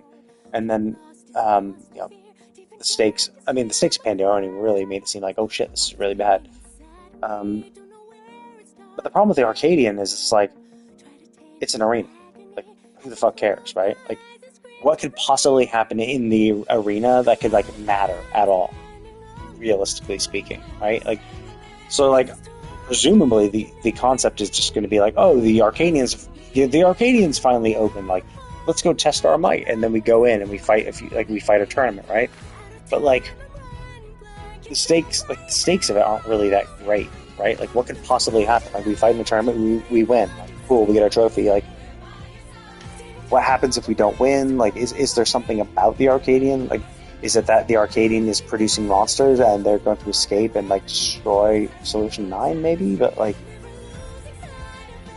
because we were told the Arcadian was shut down because we didn't want to waste souls. But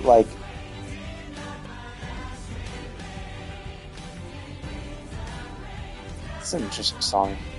So yeah, we didn't want to waste souls, but it's well, if it could be shut down, what how dangerous can it be if you can just shut it down, right? So it's I don't know. I don't know. Maybe some sort of maybe so we beat Sphene. Maybe the thing that was controlling Sphene or deleting Sphene, basically the operating system that was managing all that shit. Maybe we didn't actually destroy it. Maybe we ripped Sphene out and remnants of it went to the Arcadian. So now the Arcadian is being manipulated to try to produce more monsters, to try to take over and essentially kill all of us to restart what Sphene stops. Maybe that's what's going to happen. That's the only thing I can really think of. That could actually have some sort of stakes, right? Other than winning the tournament at the Arcadian seems crap. Who cares? So I'm really curious what the storyline for the Arcadian will be and how it will matter. Or if it will matter. Maybe it'll just make it kind of unsatisfying from a story perspective. But, I mean, they haven't really done unsatisfying story beats. I mean, for the most part. Obviously, not every story beat's going to hit everyone the same. Some people will like something, some people won't. Some people are not really in it for the lore and the world building, so when they see any sort of part of the story that's oh, we're going to learn more about this section of the world and its people, there are some people who are just fuck this, I don't give a shit. I want to fight Jirolja, hurry the fuck up. And so it's oh, okay, well, yeah. So you're not going to please those people on some like you can't please everyone, right? Like you're going to either please the world building you're going to please the world building folks or the I don't care give a shit about any of this stuff. I just want to fight folks. Like you can do one or the other, not really both. So yeah, so I'm looking forward to that. I'm really looking forward to what the Alliance raid will be because I think. Okay, wait, didn't? No. I think yeah. I don't know if I forget if they mentioned what the name of the arc. I think they mentioned what the name of the Alliance raid was, but I forget what they said. Maybe it'd be related to Final Fantasy IX. Maybe that's what it was going to be. That could be interesting if it's related to Final Fantasy IX. There definitely were a shitload of references to it. Like, obviously, Alexandria and Lindblum are countries in Final Fantasy IX. The music in those locations were essentially remixes of various world and city themes of 9. There was even that one dude who mentioned Lollyho and the tree, and that was a location in 9 as well. The dwarves lived beneath this tree, which you actually have to go to, and like it's the tree that produces mist on Final Fantasy IX. And there's the dwarves that say Lollyho. Now, that was also used in Shadowbringers as well in Kalusia, but you know, dwarves saying Lollyho was even common before even 9. There were other, like I think, I don't know if it was in 1. Maybe in 1. Did we go underground in 1? At least in 4. 4 definitely had them. Maybe. I'm not sure if 1, 2, or 3 had it. I forget.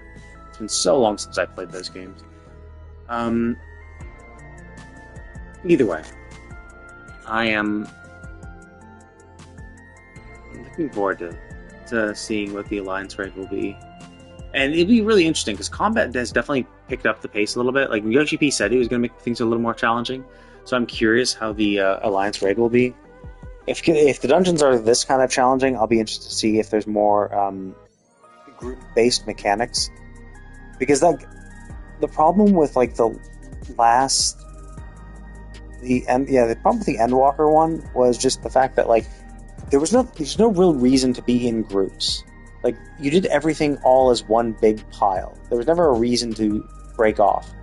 Like, no, it was not like one group did one thing and the other group, and like, you know, like shit like that. So there was no real reason to be in a big group. It was just a lot of people all doing the same thing, which is like, it makes it a little less enjoyable, because like basically it makes it far easier to understand mechanics, because when everybody goes in there, or when like 50% of people all go in one direction, you're like, oh, I'll just go that way, right? But if like each party had to do their own thing, then if one party is fucking up, then you know shit can happen. And Nier didn't have that. Like, there were a few moments in Nier where they kind of did something like that. Like in Puppet's Bunker, you had to split up and fight the thingy in parties. Technically, in the first boss of Puppet's Bunker 2, each party was separate. Although technically you didn't need to be. You in theory could all be grouped up together. The problem would be that there are markers. There are gather markers, tank busters, and these like markers that would then blast multiple blasts down.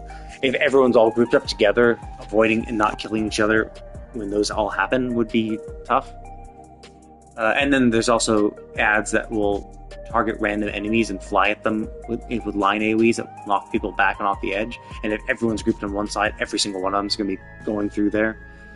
And of course, if people fuck up and get blasted back, lots of people will too, and wipe. So technically you would separate the groups for that, but it's not really necessary per se. And you're not like any one of the groups can just wander over there too. And actually, yeah. So even with our copied factory, the first boss you did it all in one big pile. But the second boss actually did separate the parties, and then third and fourth didn't. It was just another big pile. But I think they were pretty interesting and cool. And the fact that it did separate you for the first one, or for the second boss of the first of Copy Factory, and then for the second boss, you weren't separated exactly, but you did have to fight your own separate enemy as part of the boss. And then the second and third boss, or the third and fourth boss, were everyone's in a big pile. But to be fair, I guess even like previous dungeons weren't like all in on group mechanics.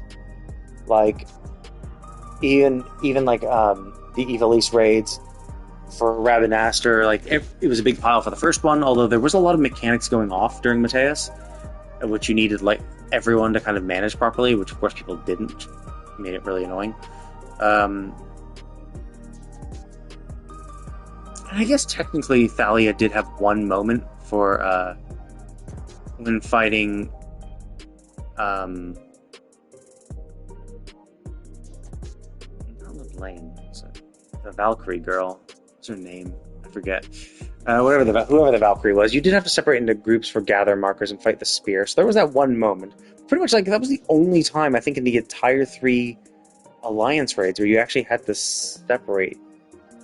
Like you had to actually go into your parties. But the spectacle of them were really cool. Like they all looked really cool. Byrogot looked really cool. Ralgar looked really cool. The environments for them.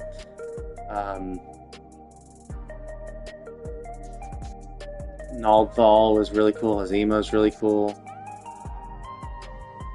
I guess technically Naldthal also had party things, but even then it didn't even really matter. Because yeah, sure, it spawned 3 ads during an ad phase, but like everyone could fight one of them and kill that. Like there was no, you didn't actually have to kill them in order. It wasn't like you were even separated. Anyone could kill them whenever.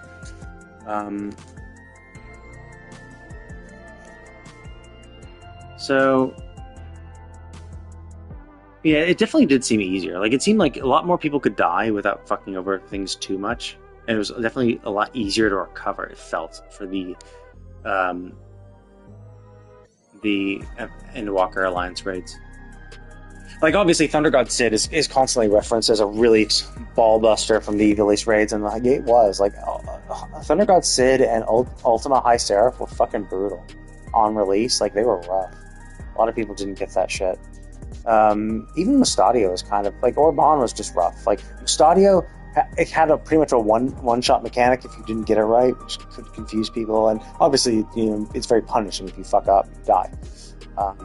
And then even if you do it correctly, your health is drastically lowered to almost dead. So you have to get healed real quick or die shortly after anyway. Agrius wasn't too bad. You still no, the ghost thing was... Yeah, Heavensward, yeah, Dune Sky was rough too. Yeah, Dune Sky, I just did an Alliance raid the other day, got Dune Sky. A lot of people fucked up with the first boss. It's definitely, you can... Well, I guess actually, the first boss still has a hardened rage. Well, actually, no, softened rage, really. Because it just puts more panels of death on the floor, so the longer the fight goes on, eventually all panels will have death panels, and once he casts death, anyone on those panels will die, which means that, yeah, if you don't kill him within a certain time frame, he'll cover the floor with death panels and then cast death.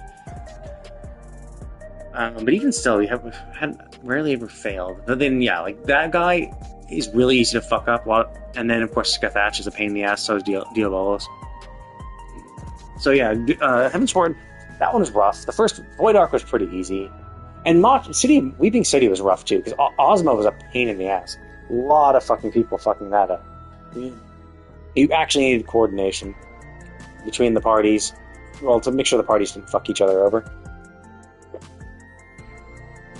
So yeah, like, Heavensward, Weeping City, and Dune Sky were pretty rough. Evilise, Ravenhaster wasn't too bad. It was Hashmail was the pain in the ass one. A lot of people, because there were some, you had to kind of split party mechanics somewhat. You didn't have to go in parties, but you did have to form groups of 3 to kill these ads or else you get screwed. And Hashmail himself was pretty brutal in some of his mechanics, but he was pretty much the only really tough boss of the first thing of Evilise. And then I guess in Ritterana, I don't think the first boss was that tough. I don't think that many people died for that one. Even for the second one, the time guy was Belial wasn't too bad. I think you could see some deaths, but you could recover it fairly well. The Construct 8 was rough because lots of people fucked up the math on that, which would make it tougher because people are dumb. And the last boss too, the big dragon Yizmat was, I don't know, pretty tough, but not super tough. Like, all in all, it was really just, like, Construct 8 was just really punishing, because basically, even when you get the math right, you're still, well, actually, whether you get the math right or wrong, you're still at very low health. So you have to get healed up really quick, and if you fail too many times, you just take extra damage, and you will die from the AoE that will happen next. So, and then there was the third one. The third one, yeah, and then of course, Orban was like the toughest one of all of them. Had a lot of interesting shit going on in that. But then yeah, like, and then Nier was Nier. Yeah, I think yeah, it was like Heaven's Sword was the hardest, then Stormblood, and then Nier, and then Endwalker. It kind of just like has gone progressively lower in difficulty, and I'm rating it basically on like wipes, even like week 1 wipes. It's like, like those week 1 fights. How many times did you wipe per boss? And it's just like, yeah, like you definitely. I mean, it's hard to say. Like, are we as players getting better? Like, are we just getting more, as more and more people are playing the game and getting used to the game and have had more game to play? Are we just getting progressively better, or are the fights getting easier? It's hard to say. Like, I've been playing the game for, over 5 years, so, actually almost 10 years, really. I'm playing almost 9. I've been playing for 9 years, so almost 10. So it's like, is my experience, and I'm a relatively smart person too, so like, you can't use me as an average, but like, so it's like, yeah, do I find it easy because I'm smart and because I've been playing for a long time? Would a new player find these things? Would a new player say the same stuff? Probably not, but like, to what degree, right? Like, to what degree would a new player be able to handle like the each of the raids? So yeah, it does feel like they have become easier. And I do like the times where like they do kind of force you off into your own and do your own little thing with your party. Each party has like mechanics to deal with that are separate from the other people, so it does make it feel like it is an alliance raid versus just like a big pile of people. Like, because you might as well just make it one big 24 man party instead of 3 parties of 8. But I also don't think you should have every single boss have split mechanics like that. I think having like 1 or 2 bosses per alliance raid with its own mechanics would be fine.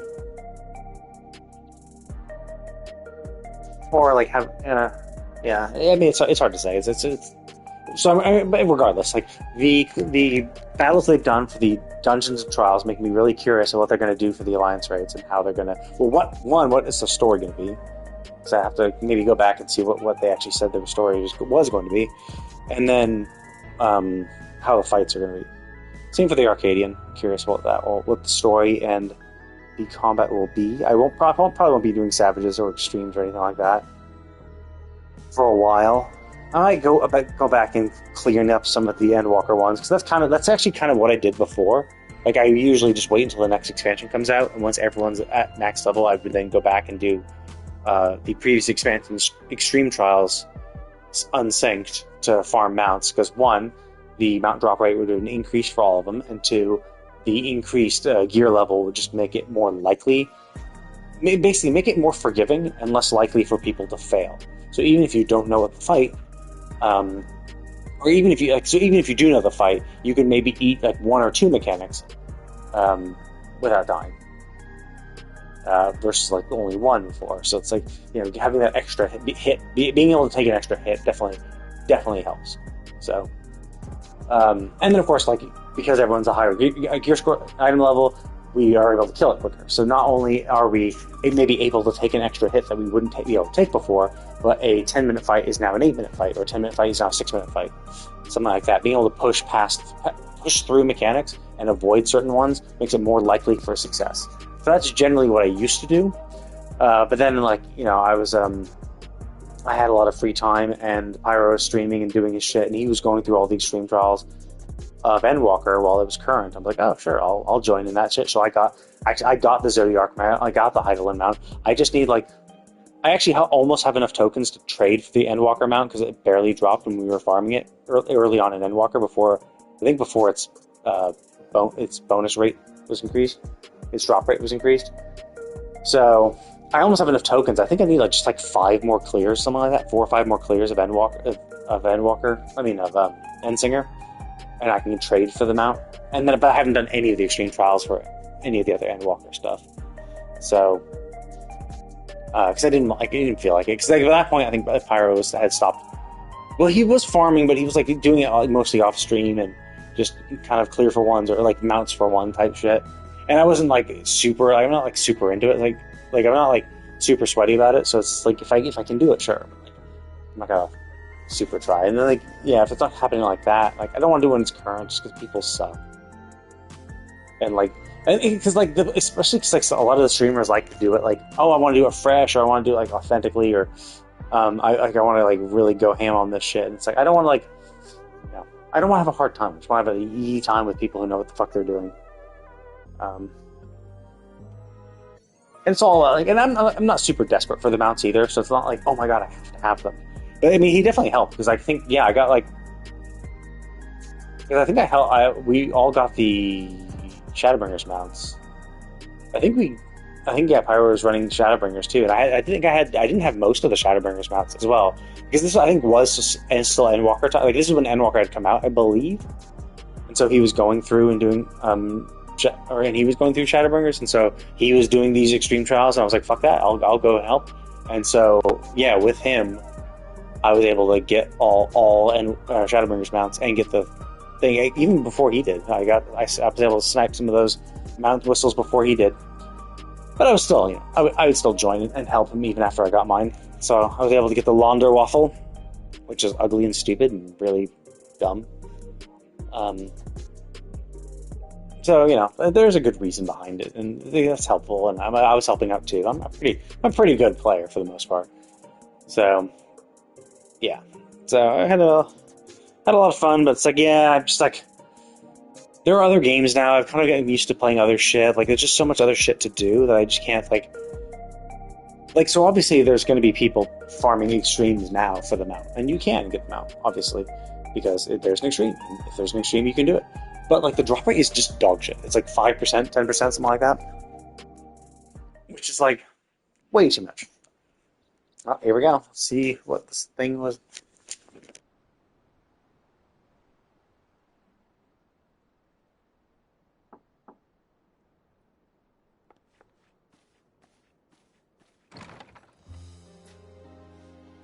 I'm sorry, we haven't been able to talk properly.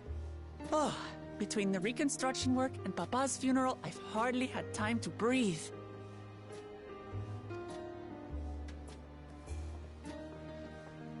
But at long last, there's a lull in my duties. You've done more for us than we could ever hope to repay. Thank you from the bottom of my heart. When we left the Eorzea behind to take part in the contest, none of us could have predicted what complications would follow. You truly have a knack for finding trouble, my friend.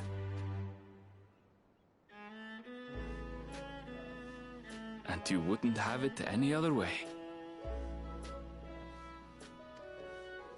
So what's next for you? Assuming you're still set on leaving the Gleaner's life behind? I'm off to fulfill my mother's dream, of course.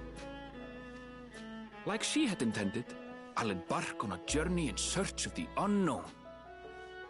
She's sure to enjoy my stories when we meet again in the Ethereal Sea. Well, sounds like a plan. But will you have the coin to get by? I may no longer be a gleaner, but I still have contacts in Sharlayan. Contacts with deep pockets, always eager to pay for information on new or rare species.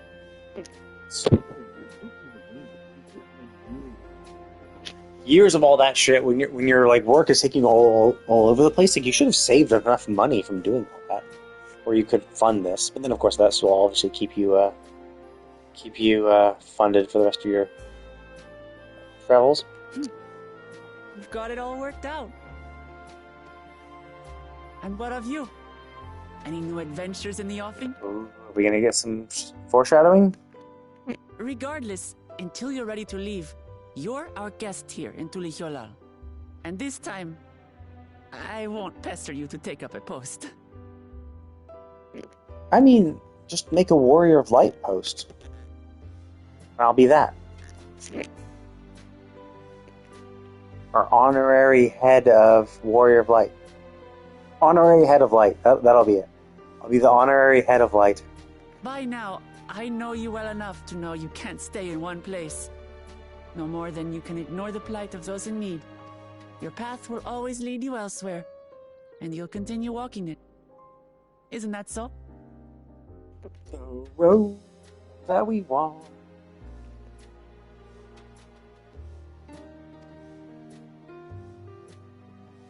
An adventurer to the marrow you are. What is it exactly that spurs you on?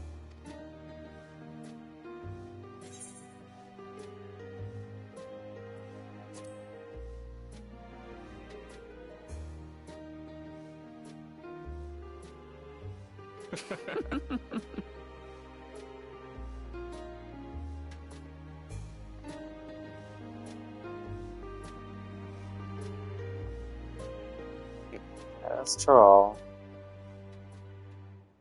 Yeah, I was kind of wondering if anything on the map could potentially indicate where we're going next, but it seems not.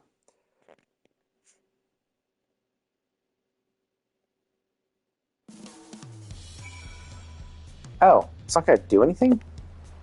I kind of assumed it would like glow or something, do something ominous, like how Themis was like, saying his ominous lines at the end of the game to kind of let us know that the dread beast Pandemonium had woken.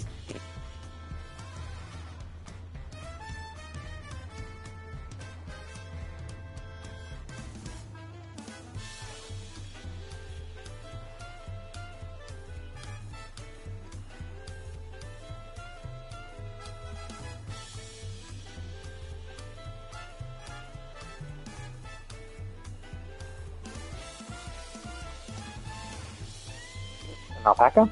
I was gonna. Oh yeah, I was gonna say. I probably got an alpaca mount. That's nice.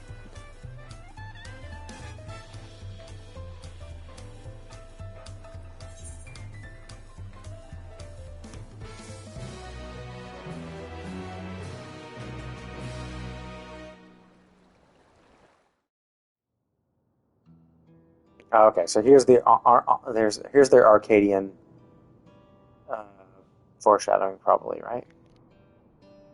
Yep, there it is.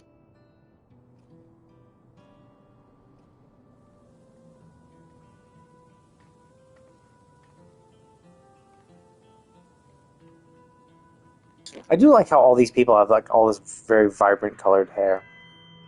The Arcadian is now open.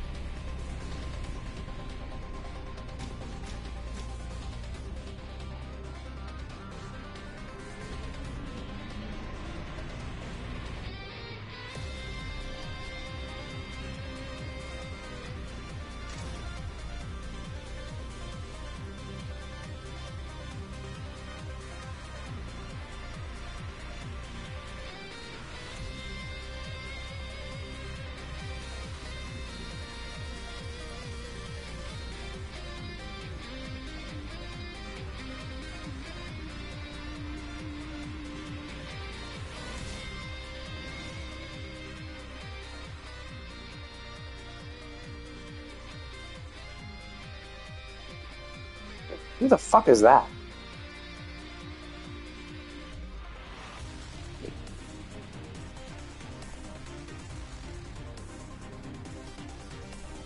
Huh, okay, so it doesn't seem anything particularly ominous. I was wondering if it was going to be something like, like as I said, like so whatever robot AI was controlling or taking over Sphene, maybe it escaped and was like going to take over this. But that seems far too nice.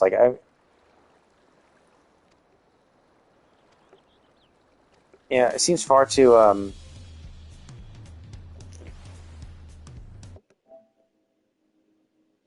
Okay. I'm just looking at my trophies real quick.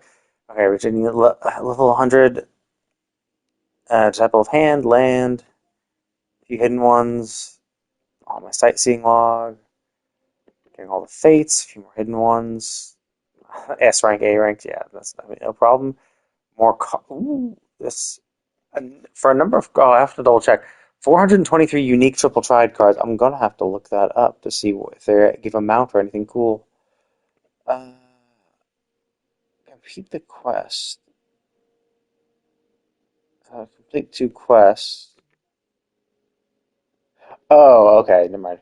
Uh, because there's a savage one. It's AAC light heavyweight tier, but then there's a savage one, so that must be the Arcadian. Conquer the final trial in the Cenote Jaja Girl. Is that just extreme? Hard to say. Anyway.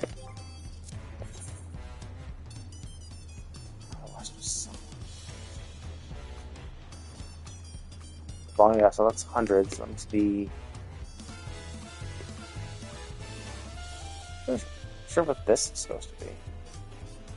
Oh, of course, it's the unlocking the extreme trials.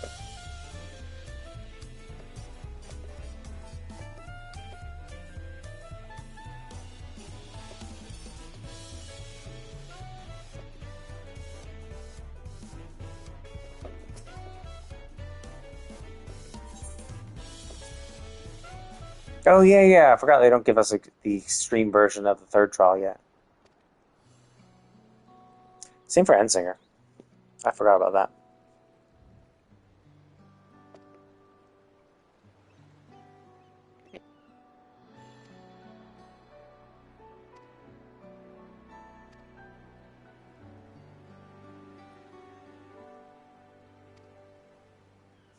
Yeah, so I'm curious.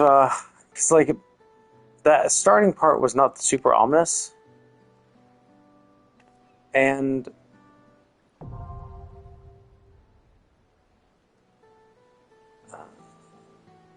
I guess the start of Alexander wasn't super ominous. Actually, the start of Alexander was pretty ominous because he was a huge fucking robot. Start of Stormwood was definitely ominous because we see that big purple field where Omega is. I guess Eden's problem. Eden didn't really start out that ominous either. It was just using us to balance the ether. So I guess the first it wasn't super crazy. It only got like super crazy in the very last third as well. So I guess it's not that bad. So I guess maybe it could start out normal, and we'll see how it goes, how crazy it might get.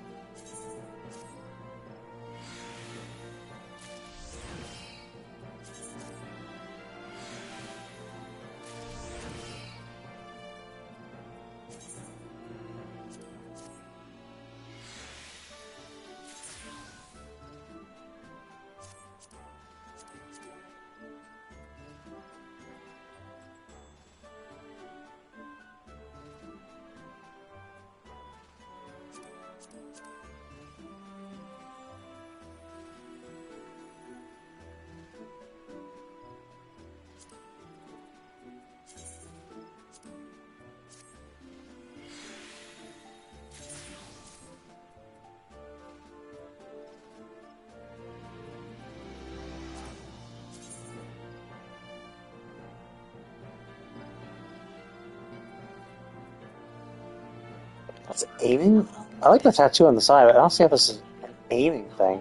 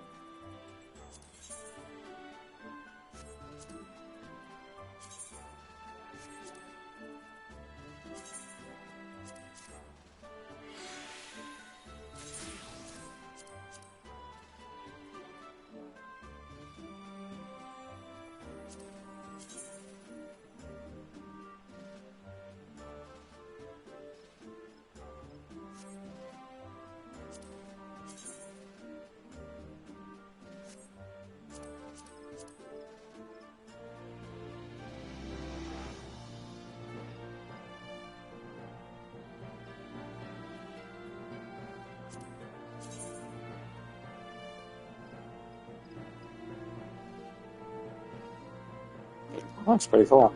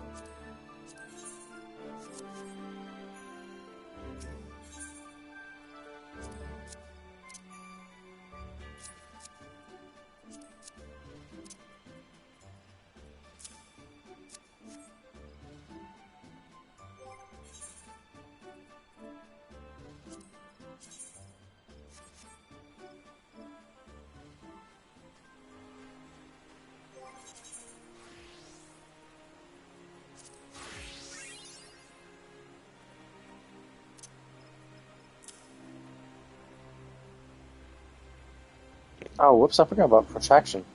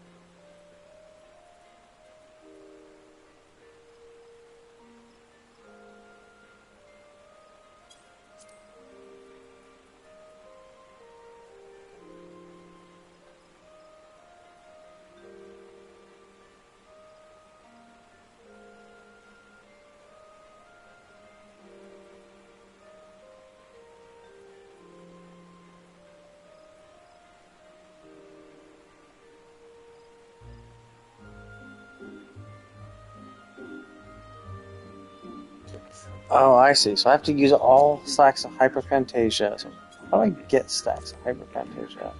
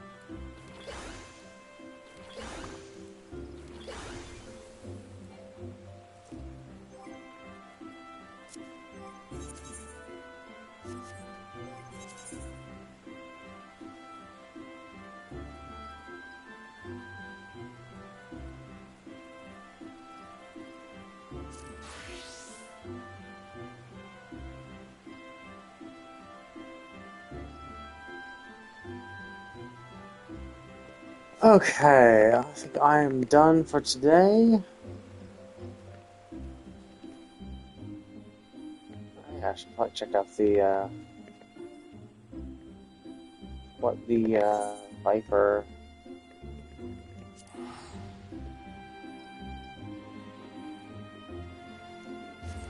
The Viper one could be cool. I think I saw the Kinna one. It was shit. I've always liked the Pachali ones more. I always like the some more simplified design. The one.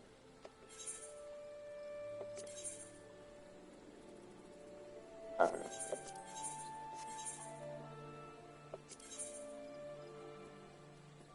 Okay, where's the Viper? Here. What do you look like? So you look like a little too basic. It's kind of something that don't look like sticks.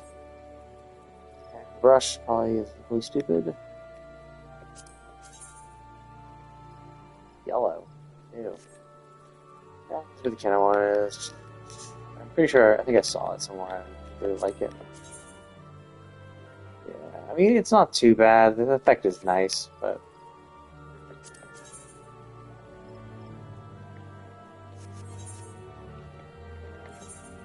let me just see what the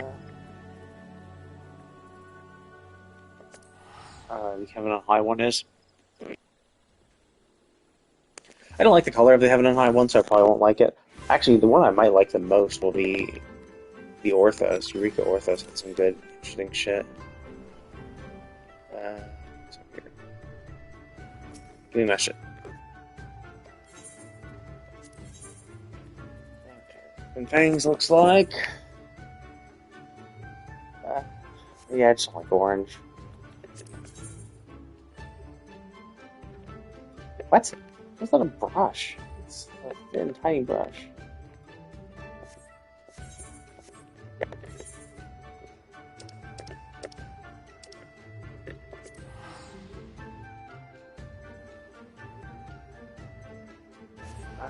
Yeah.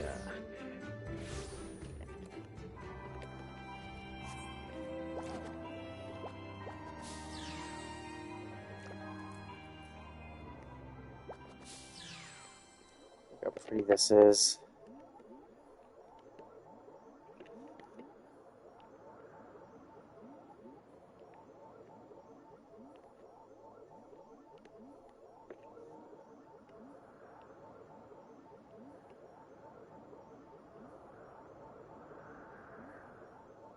Really no music at night? Jesus.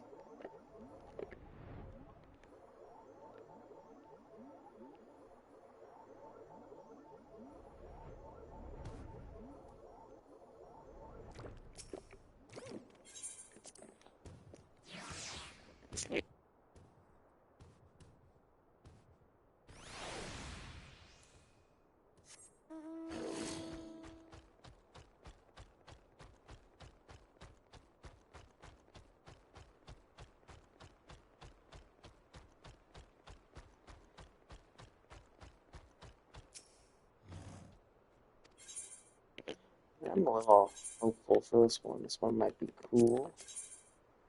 No, they are paddles. They are giving us paddles. What? Wow, that is. It's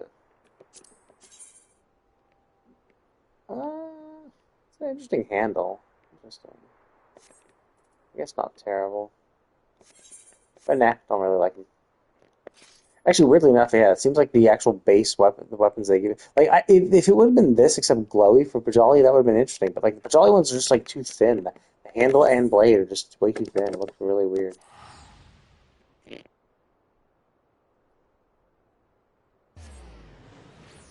Realistically, the one that impressed me the most was the Eden Morn one still, even though there were still aspects of it I didn't particularly care for.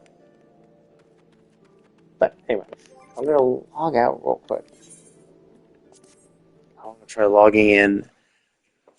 I'll try logging in as my other two alts just to see how they look. I had a Vieira and a Aura. Wait, what? Oh yeah, my Aura was actually was a proper alt.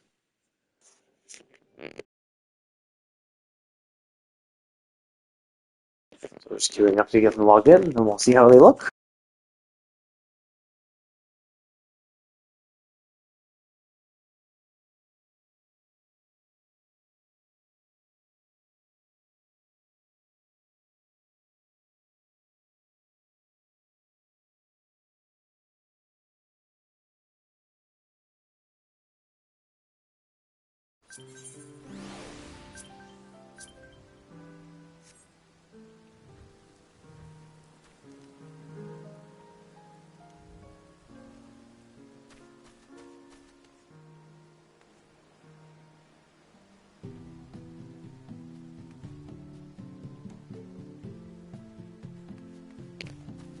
Guess I need to go inside. It's more light.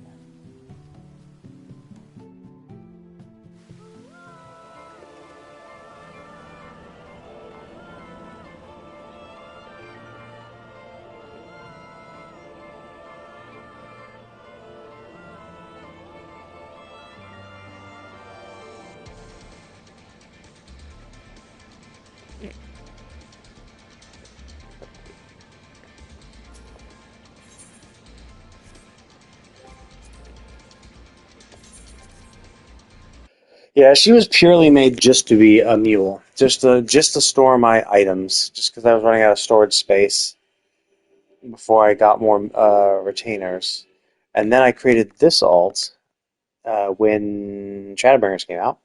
Wait, no, well, technically in Stormblood, I made the alt just so I could reserve the name, and then I used the free Fantasia to race swap to Vieira. But I created a Vieira called Fran Ariute, which should be the actual name of Fran from Final Fantasy 12, because she's from the Ariute village, so I would assume all Vieira from there have that as their last name. So I reserved that name before Shadowbringers came out, because I knew, like, obviously there's going to be some people who did that. Oh.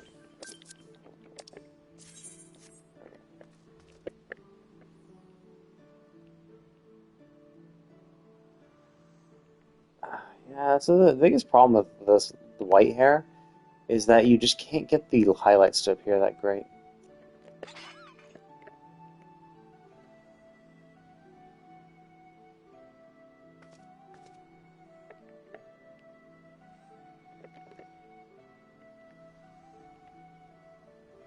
I don't know, I don't really notice a difference. I was pretty hot just as before.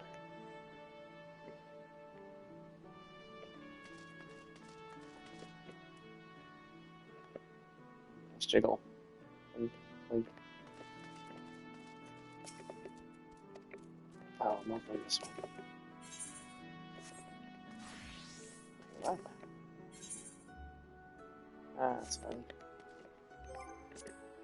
But yeah, I was mainly using them to, where's my main story quest? Oh wow, so I only just started Heavensward. But yeah, that was basically what I was doing. I was mainly,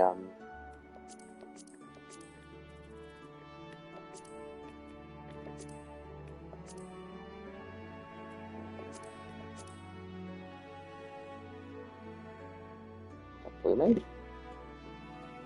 Oh, maybe that's Anyway. Oh no, that's Hildebrand, maybe. But basically, I created her before the New Game Plus was really super good. So I was like, oh, I'll use her to like beat the game. I'll go through the main story. I don't want I'll create it because I don't want to change my. I don't want to race swap to a Viera. So I was like, oh, I'll just do a Viera and I'll just be a Viera. Like I don't want to race swap to a Viera because I really like my cat girl. So I was like, oh, I'll just create a Viera and have that run through the story. So I went through the A Realm Reborn story again as a Viera, as a warrior, obviously, to make things just easier. So I don't have to worry about queues or anything like that.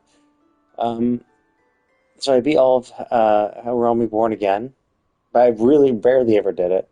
It was just popping on every now and then. Usually when I was like drinking with a friend, I'd be like, "Oh yeah, sure, I'll just like pop on and do this." And then just kind of stopped. I haven't really seen that friend lately in a while. And then generally, it's just like I would only do it for a little bit, and only when I had nothing better to do. So I just didn't do it that frequently. And then New Game Plus became even better, so it's like, oh, there's no... So I really need to do it anymore, although I haven't really done New Game Plus again since. If I was going to do it, I'd probably just continue this character. Well, I was thinking about maybe continuing this character, but maybe not. Now that there's a whole graphical update, I might just want to just redo those quests as with my cat girl to see how they look in how all the cutscenes look. But anyway, that's all I wanted to do. I'm going to go ahead and log out now, but thank you all for watching. It's been a long stream. But I finally beat Dawn Trail. So tomorrow I will be popping on a little bit, and I will do my roulettes, a few of my roulettes, and also work on my painter job quests, as well as the ranged, or the magical caster DPS. Yeah, the caster DPS role quest for Dawn Trail. So Pictomancer job quests, and then my Pictomancer will be doing all the caster role quests for Dawn Trail because they're level 99. And then if they don't get to level 100 from doing the quest, which I doubt they will. Jesus Christ.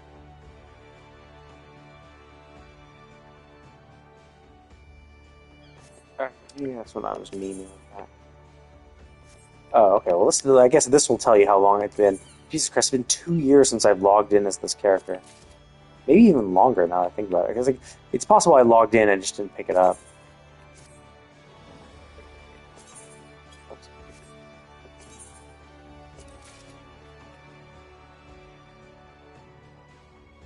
And that's just logging in as this character. But yeah, there's never...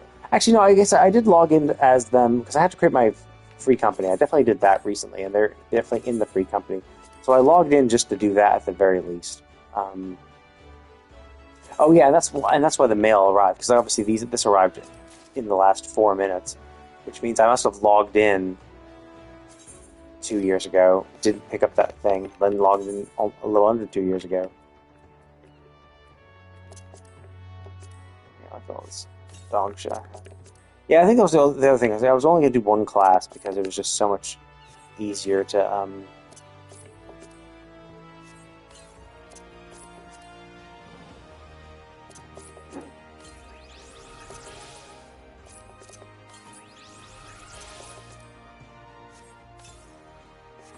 Anyway, because I didn't want to like manage my inventory, having to deal with all the shit was a pain in the ass. Anyway, we're gonna go ahead and log out for now. Thank you all for watching. I will see you all next time.